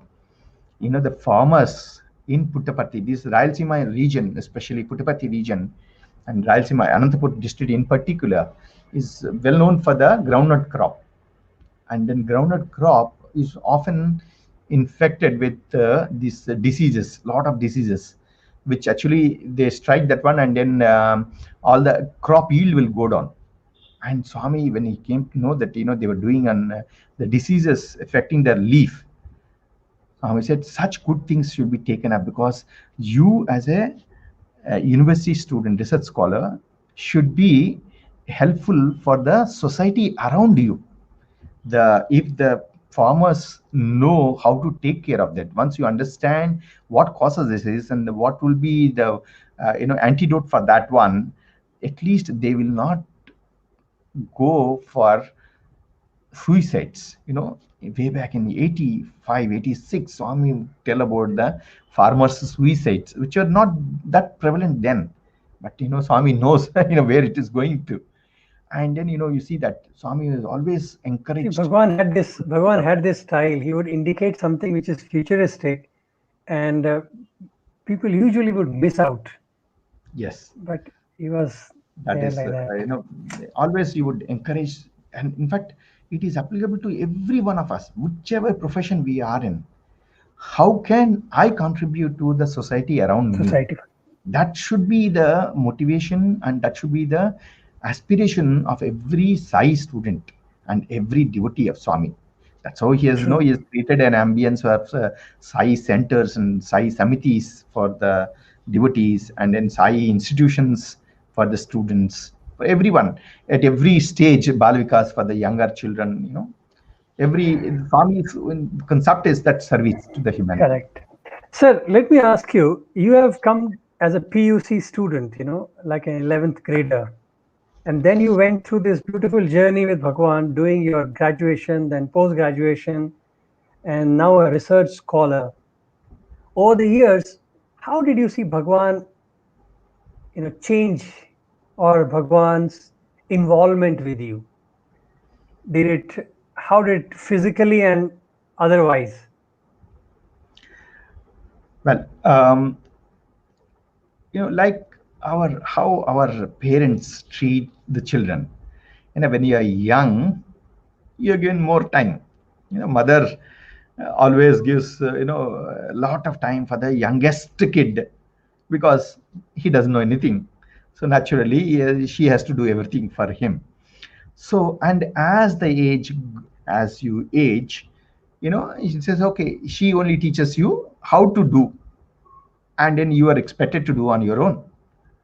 And then as you go higher and higher, and then but she will still teach when you are learning, and then that all the alphabets, she'll sit with you, next to you, and then keep teaching you, catch your hand and make you do that. But then after you start growing, he said, okay, she teaches only maths, what you don't know. And then after that, it keeps growing like that. She is naturally getting distanced, but then it is not a distance, it's just that she knows that what is good for you, because you have to learn to lead your own life. You have to implement all that you have imbibed from the mother and parents, and then you lead your life. In fact, if I reflect back, Swami was actually doing that same thing to all the students when we were young, and then when didn't know anything about it. So he would give so much of time, and then energy, and personally would teach that. But then as we were giving that, he was expecting us to actually do the same thing, and what little we learn to pass it on to others. Okay, so but he was there all the time. He was there only. We used to be with him, and he used to be with us, but then he would give much more attention for the younger ones, because so that is his job. He has come only for that, no, to give the joy to everyone. Everyone should enjoy the bliss of being with the avatar. See, we always So look at teachers and say they are kind of a representative of Bhagwan for us, in the yes, schools. all the elders and teachers are the Especially, yeah, Warden was also one of the bigger figures like oh, that, yeah, whom we look up to. So I you know. played that role for over a decade with students and played that warden's role. How did your perception, your how do you think you got qualified for it, and how did the journey appear to be? Uh, no, I don't have a qualification, I would say. Without any hesitation, I would tell you that. It's just, he qualifies the chosen one. That's all it is. He gave that chance. Just anybody could have done it in much better. Swami says, no, his work will be done not because of you, in spite of you being In there. spite of you. You being there, even though you will be a roadblock for him, still he'll keep you there and still he'll do his own job. So, but you are incidentally given an opportunity to serve him in that capacity which he bestows. So qualification wise, I would definitely tell I have not at all qualified. I would say what qualification we had. I was a science graduate and then science PhD scholar, and then you have to do management. I was not an MBA, and then I didn't know anything about accounts. When I became, I mean, after I joined for PhD and after PhD, I was, Swami blessed me with the opportunity to be a lecturer here. Um, Swami, after 2 years, after in '93, a lot of changes happened. Then um, suddenly there was no warden, and then Swami um, wanted Mr. CJM Rao, Mr. Jagan Mohan Rao, to be the warden of the. He used to go behind Swami, help as a sevadal, and then Swami put him as a warden, and then I was then just a junior lecturer, just 2 years over, had over 92, 93. Suddenly, Swami said, no, all these people will help you. I was a teacher, so Swami constituted a committee, and then I was part of that committee. And then Mr. Jagannath Rao had a very aged mother to look after, so he used to stay in the staff quarters every day. He would come. So when he was not there, only we were there. Teachers were there, and then we had two teachers, Janardhan sir and Ramonra sir, to take care of the school children. It was a composite hostel from 8th to PhD. 8th class to PhD, from literally 12, 13 years to 26 years, like that. It is 26 or I think that 27. would be a unique in the world. Unique in the world. All in the same room. uh, and in sharing that joy of sharing and caring actually happens that time. So we were two teachers for the school and two teachers from the institute. I and Sainath, and Dr. Sainath was doing, I mean, he was with Swami in the Punachandra. So we were asked, and then I was almost like one sole teacher in the institute, teacher in the hostel. So though there were other teachers, then being the senior, they said no, you take the thing. Then that's how my journey started as a warden. And then after that, Jagan Mohan sir also had to take out, wanted to relief, and then Swami made Mr. Habbu as the Habbu, who was then principal of the school, Yeah, I mean, the higher secondary school, and then he retired. Swami made him as the in charge, and the committee was constituted, and with this Habbu as the chairman. And then Mr. Habu's, failing health also contributed. Papa, he was not able to come regularly, so all the responsibilities was, had to be taken up by some of us. So so that's how basically you Swami got, so the slowly, destiny design. literally, I should say, groomed us, say, take the responsibility. And I remember Swami telling, in fact, when he was sending us after a PhD back to the hostel, he said, he called us and said, see, whatever you have learned, whatever little you have learned, put them into practice and then pass it on to the students. See, that is the seva which you can do. And that's it. I mean, such a simple, Swami's principles are always deceptively simple. Deceptively simple.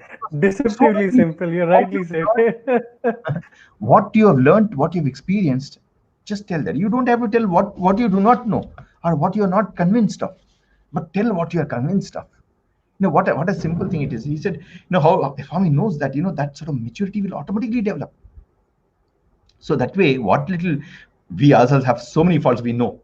But then Swami said, no, don't worry. What little you know, pass it on to the others.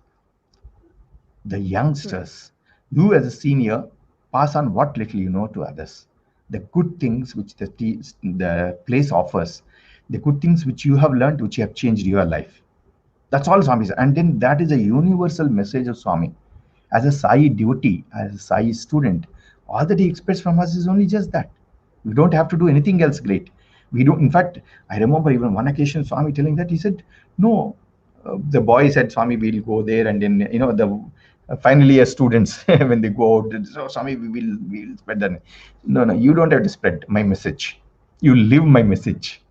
You live my message. You don't have to spread.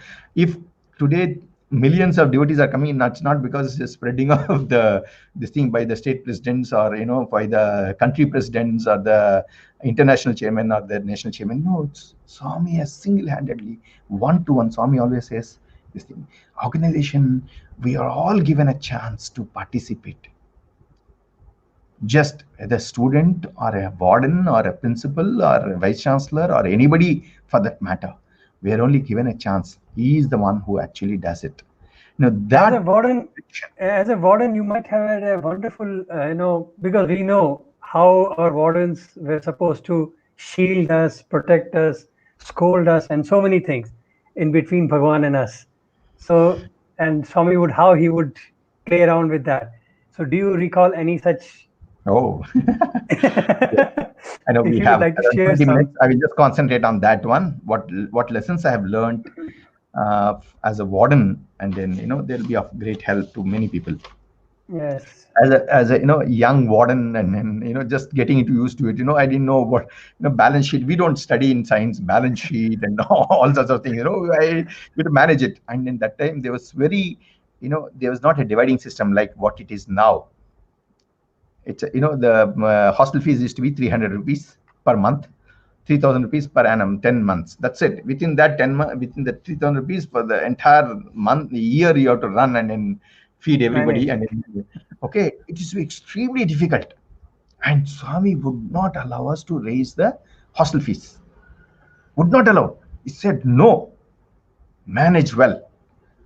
Swami is very, very thrifty. Yeah? And this is another thing which all of us, I had a close, I mean, such a nice things which would tell you about this one, thriftiness of Swami. He would be so particular about 5 paise. He would not mind giving hundreds of crores to, for water project in Chennai, for the, lakhs of people who may not even know Baba. He would not mind doing hundreds of crores there. But he would not allow us to waste 5 paise. Forget about, rupee, 5 paise. I can tell you hundreds of very nice these things. But let me just bring down this one particular thing. As a young warden, that was one of my this thing. I was not getting. I mean, didn't know anything about it. And suddenly, we received a government order that time in 94 or 95, 94, 95, I think, saying that there's the wage revision for all the workers. We were following. Swami always tells us to follow the government rules.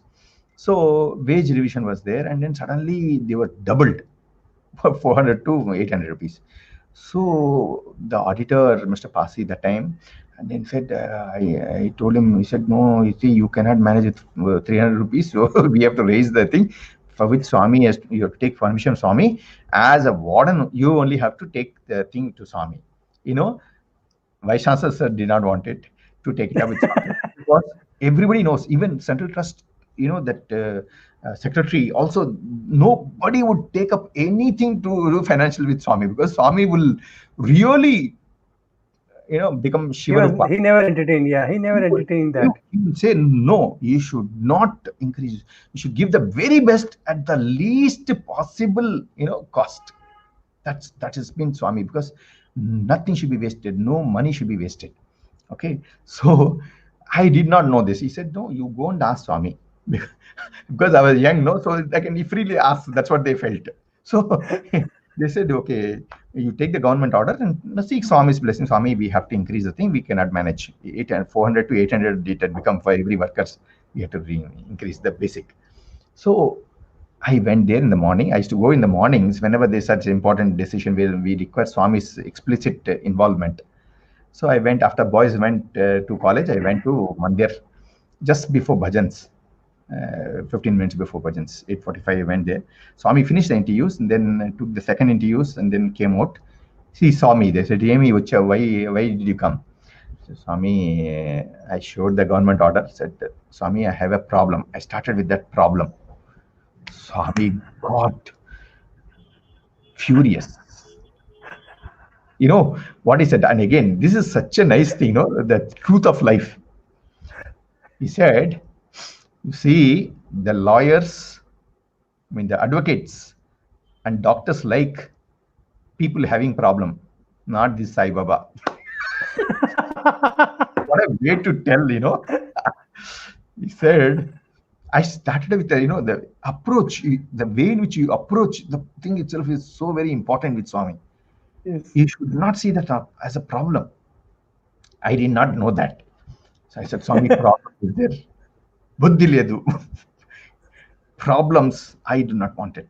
I want solutions. See, what sort of the approach itself is so totally different, so very novel. Then he said, I told the actual, what is the real issue. Then he said, see, you're a young fellow. Remember this. Never break the law of the land. Yeah, what a simple statement, but so powerful. The law of the land should be respected. And that's why in any of Swami's organization or anywhere else, if it is a law, every one of us have to follow. Swami says that is the duty of a citizen. See how, as a citizen of India, Swami, how nicely he follows and propagates that. He said, never allow any, remark to be got because you have broken the law of the land. Simple statement that he said, if you have to increase the thing, now I will allow you to increase. Only with a sufficient reason, that is, never break the law of the land. And to comply with that, if you have to make a modification, you have to do it. And Swami said, if you have to, keep coming and asking me for every small thing like this, what have I kept you there for? You should do your duty. Imagine that Swami will never forgive us if we do not do our duty. After that, don't get attached to the results of it. That you leave it to him. I mean, that's what he teaches us. But he will never absolve us if we do not do our duty. So that's the first lesson which I learned as a warden.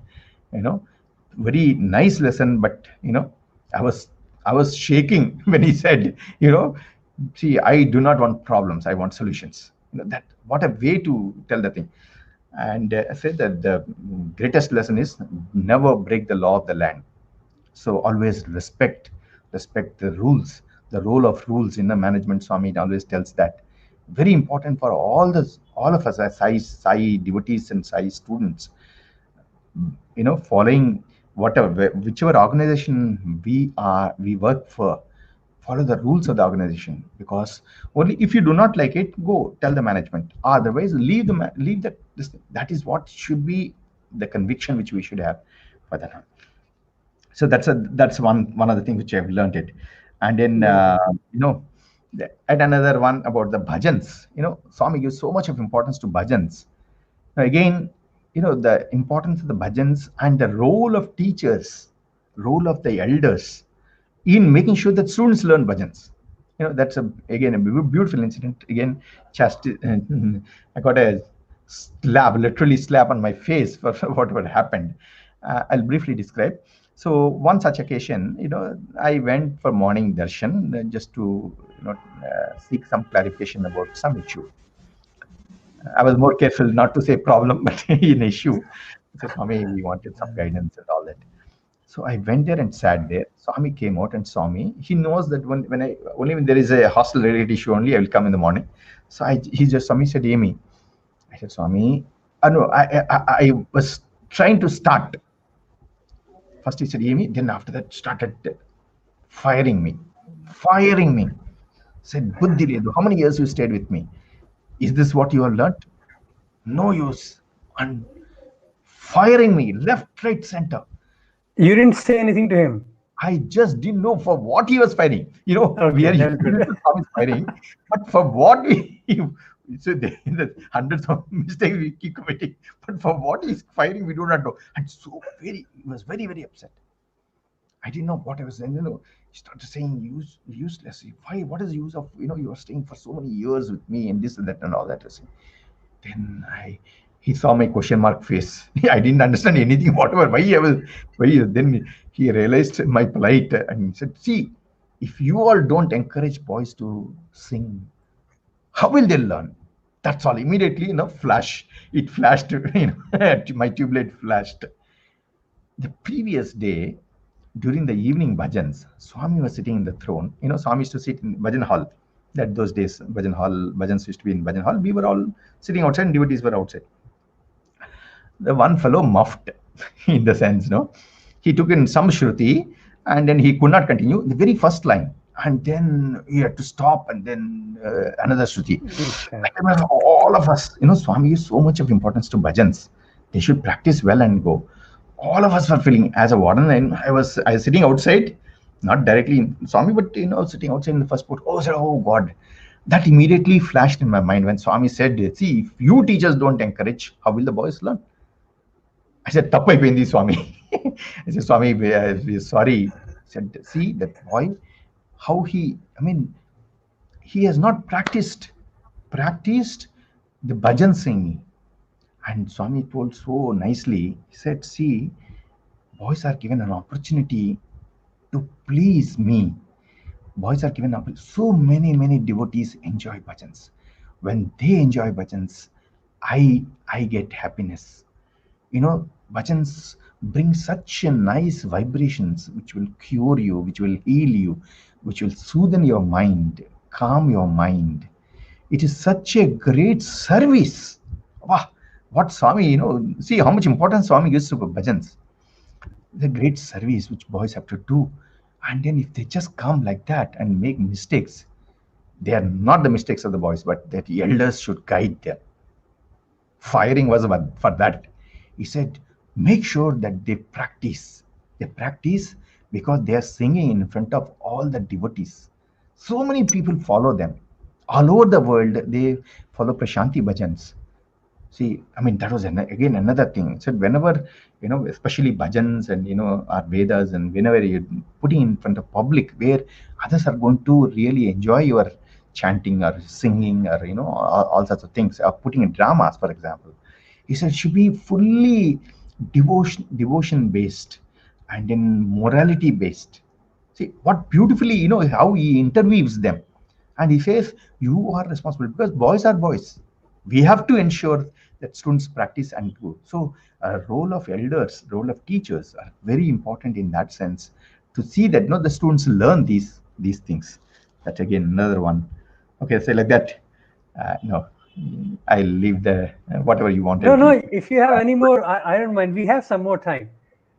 Otherwise, I'll ask you something differently also, because you have seen students when Bhagwan's physical presence was available to all of us, Mhm. and obviously there is a different approach of the boys when we are having physical Yeah. proximity of Bhagwan. Do you find, or what do you find difference between the students of era when Bhagwan was physically interacting and guiding, and now when that physical presence is no longer there for last 10 years almost? I've just told you the very right in the beginning, see, the No, from boy the who, student's point of view. From the yeah, student's from point of view. student point of Uh, view, uh, see, whether Swami is physically there or not, even when he was there, I belong to late 70s batch. I joined in 76 in Brindavan, late 76. We used to feel our seniors got much more than what we got. Our juniors in 80s, they felt that we got much more than what they're getting. And in 90s also felt the same way. And 2000 and 2010, after 2011, we do not have the physical, that luxury of having the physical presence, but he true. is there with us. When 80s batches, 90s batches, when they felt, you know, I when I was thinking about the same thing myself.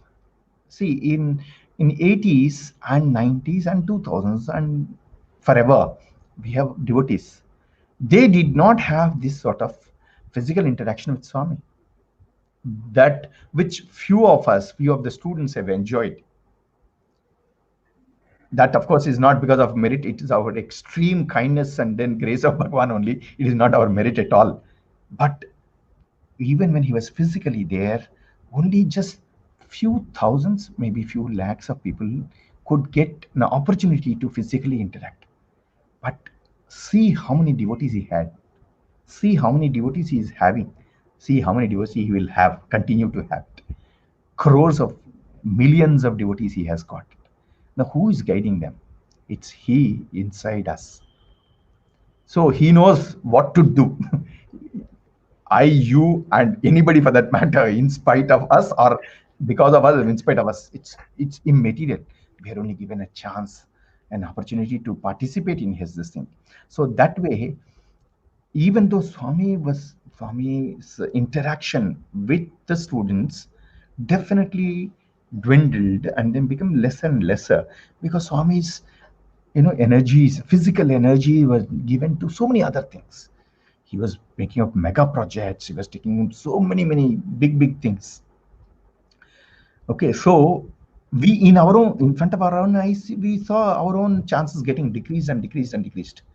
But his love and his glory was increasing. Students were getting molded. It is not because of the system alone. System Swami has created only just to create the ambience. Finally, he touches them and they get molded.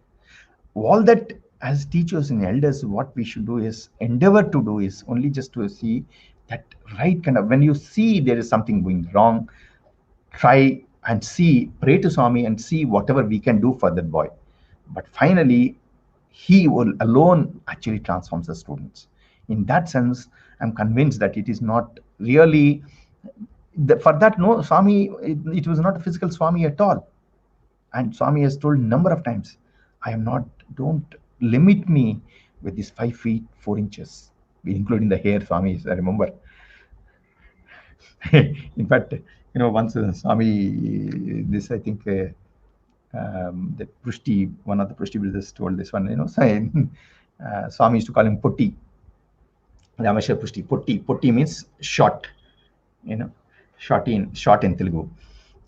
So he said, Putti, he asked him to get up in Kodaikanal, I think, and then Swami asked him to come and then stand next to him, just to make everybody realize that, he's taller than him. Swami is taller than him. Then Swami said, see, even without my hair, I am taller than you. See, Swami is telling me, without my hair, I am taller than you. Swami is telling all the boys, and then he's saying that. And then comes this thing. He said, see, do not limit me with this 5 foot 4 inches. I am much more than this. Realize this.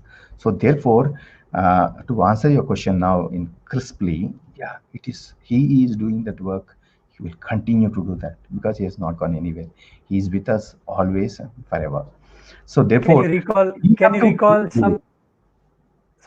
recall any incident with students and Swami in your tenure as a warden? As a warden, I don't want to use the word miracle, but any interaction or any experience of students with Swami. Okay, fine. I can tell you that. So maybe that it's 8:24. So with that, probably we can end. No, don't worry about that. If we have few minutes, we can take. Okay, sure. I recall one incident when I was warden. Ganesh Chaturthi. Ganesh Chaturthi, is one of the very big festivals, because again, we used to find an opportunity to push the students go near Swami. That was our role, because we got our fill, and then we should ensure that every possible opportunity, and Swami would encourage that. The best part is that, and Swami would encourage. We only have to propose something, and then Swami would take it up and then modify it, and then give us the guidance. We also get the benefit, and then students also get the benefit. So Ganesh, festival is started, and first we used to have Ganesh procession.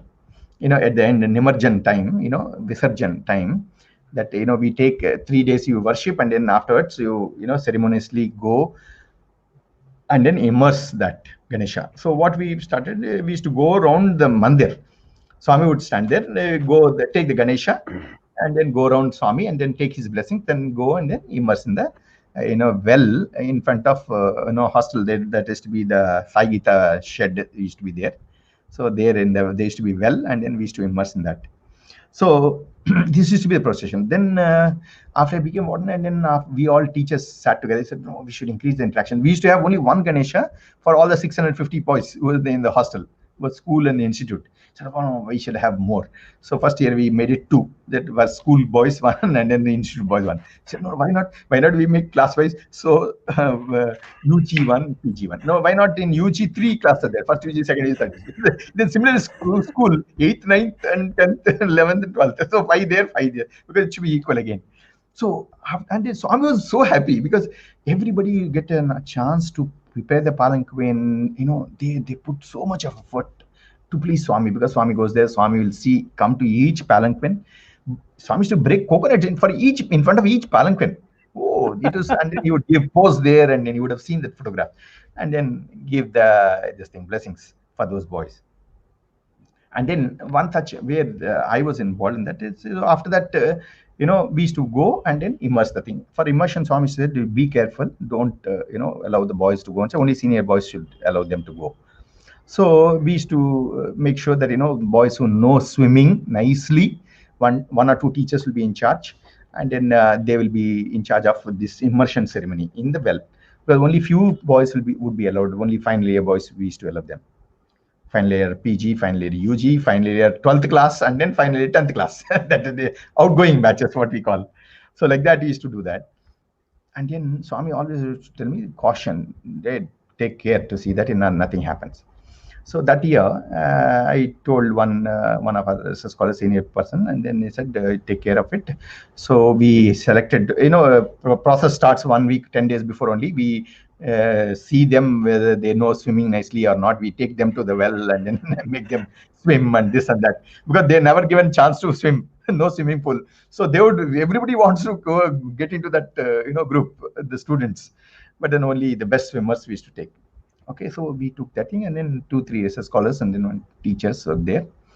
So we took Swami's blessings, came back, and then because after that we have to send the students back again to the mandir. So I was there in the hostel only, these teachers, and then I went to this thing, Ganesha, this thing, and then after doing the arti, I came off to hostel.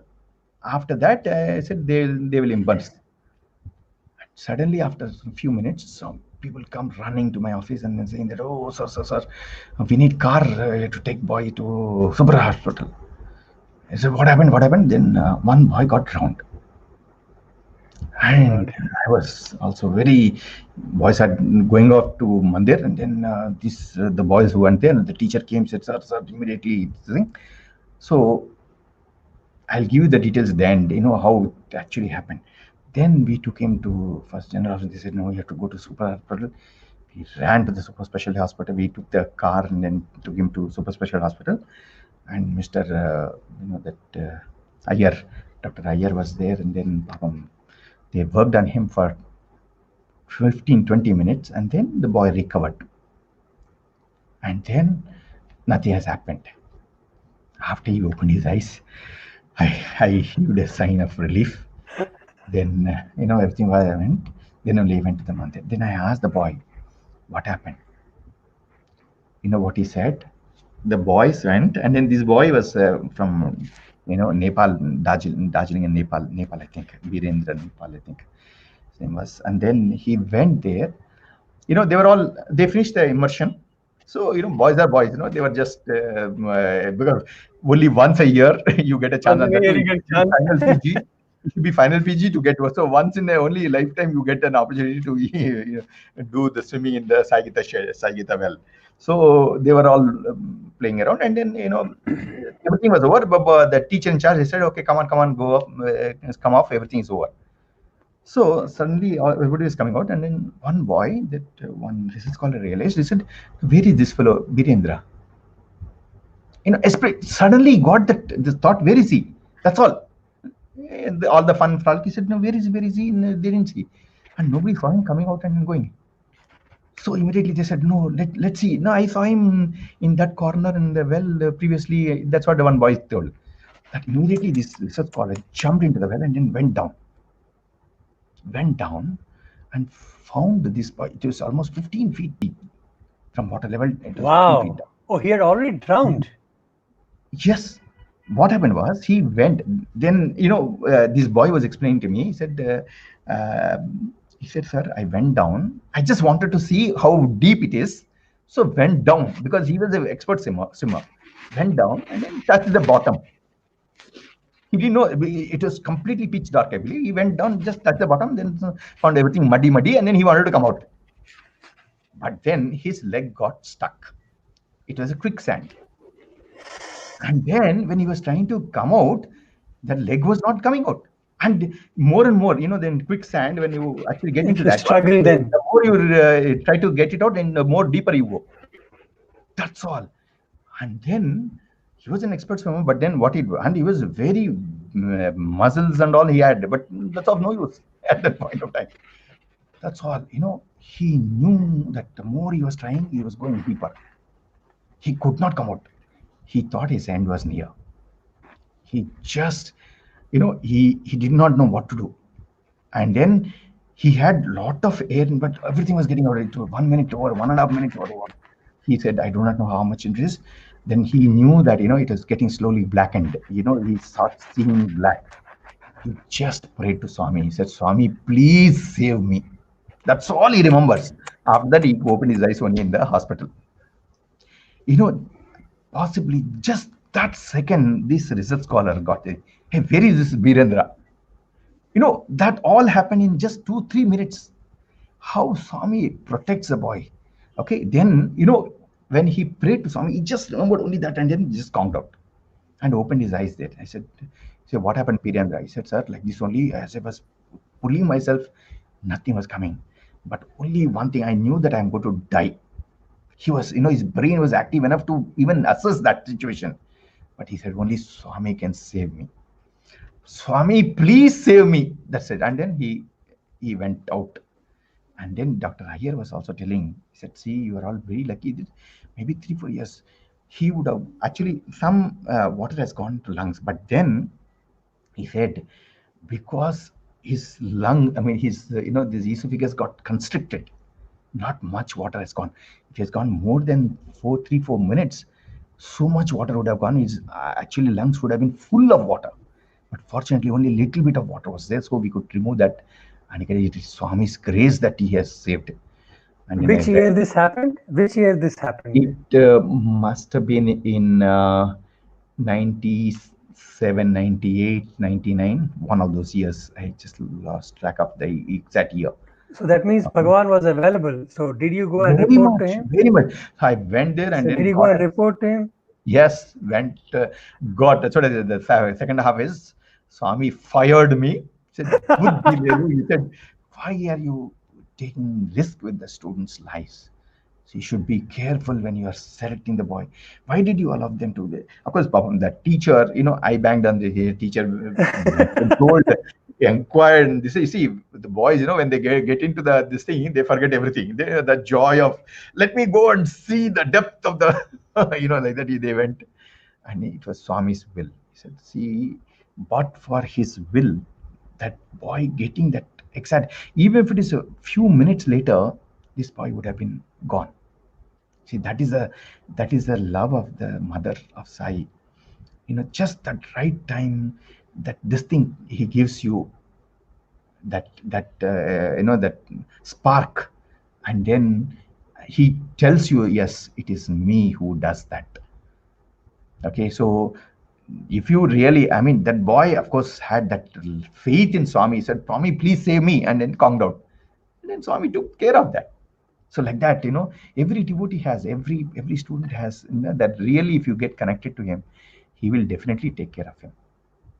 Okay, let me ask you a final question, sir. Let me ask you a final question, and we close with that. You have, as we always say that, Bhagwan we have seen before coming to him as a student, pure God, as our parents have indicated to us. And then when you come to him physically, he changes that concept. He's everything but God. And then slowly, that God part starts evolving again, Okay. and it becomes a wonderful journey. Can you summarize your journey quickly for us? And what is Wow. God for you? Uh, if you say quickly, it's actually difficult. But in one word, if you want to say that is even more quicker, uh, he's everything for us. Really, for me, it is everything because I mean, it is His grace that He brought me to Him, and then He groomed us, and then He has given everything, both Iha and Para. Literally, He gave the good education for us, then highest degree which you can think of, and then gave us the even our own livelihood by making us giving an opportunity to serve Him in the form of a lecturer, and then whatever we are doing right now. Okay, so everything He has given. So all that now I aspire is only just to see whatever I can contribute to Swami's mission in small way. You should never think that you are contributing at all, but whatever little we have learned, as Swami has mentioned to me, whatever little I have learned, we should pass it on to the youngsters. I mean, that's the only thing which I can now. I aspire and I pray that He gives us a chance in our own way, humble way, in wherever we are, with whatever situation He puts us in. So, in to summarize, what is He for me? He's of course everything for us. He's the really God for us. But we have gone through it as a mother, as a father, as a guide, as a friend. We have seen Him. Now, with all that, in retrospect, see, He is God, because He is God, He was able to assume such a perfect role of a mother, father, friend, everything. And then when you see Him with awe now, after after this many years, and you realize how powerful He was, and then how little we were not to enjoy His love that time in such measure. If we had this sort of understanding of Swami that time, how much more better we can be. Sometimes it occurs to me. So He is everything, and that has been experience of everyone. The devotees, when Swami used to make the devotees talk about it, he said, "See, he's everything. You are so lucky to have experience in Swami and all that." Now we also say that they are also very lucky because they had the Aparoksha Swami. We had Pratyaksha Swami. That was only different. Certainly. That was only difference. But Swami and Swami's principle was no different. He is there at our beck and call whenever we wanted Him, whenever we want Him now, and whenever we want Him anytime. Yeah, these were my Kodaikanal photographs and all that. Beautiful time. Vrindavan. I have no words to thank you, sir. I really offer my gratitude to Bhagwan for yet another beautiful satsang. Listening to his story is always a blessing. And I'm Yes. sure people who have been watching us would have enjoyed it. And I pray Bhagwan to continue showering his love and grace on all of us. I am Yes. really thankful to you.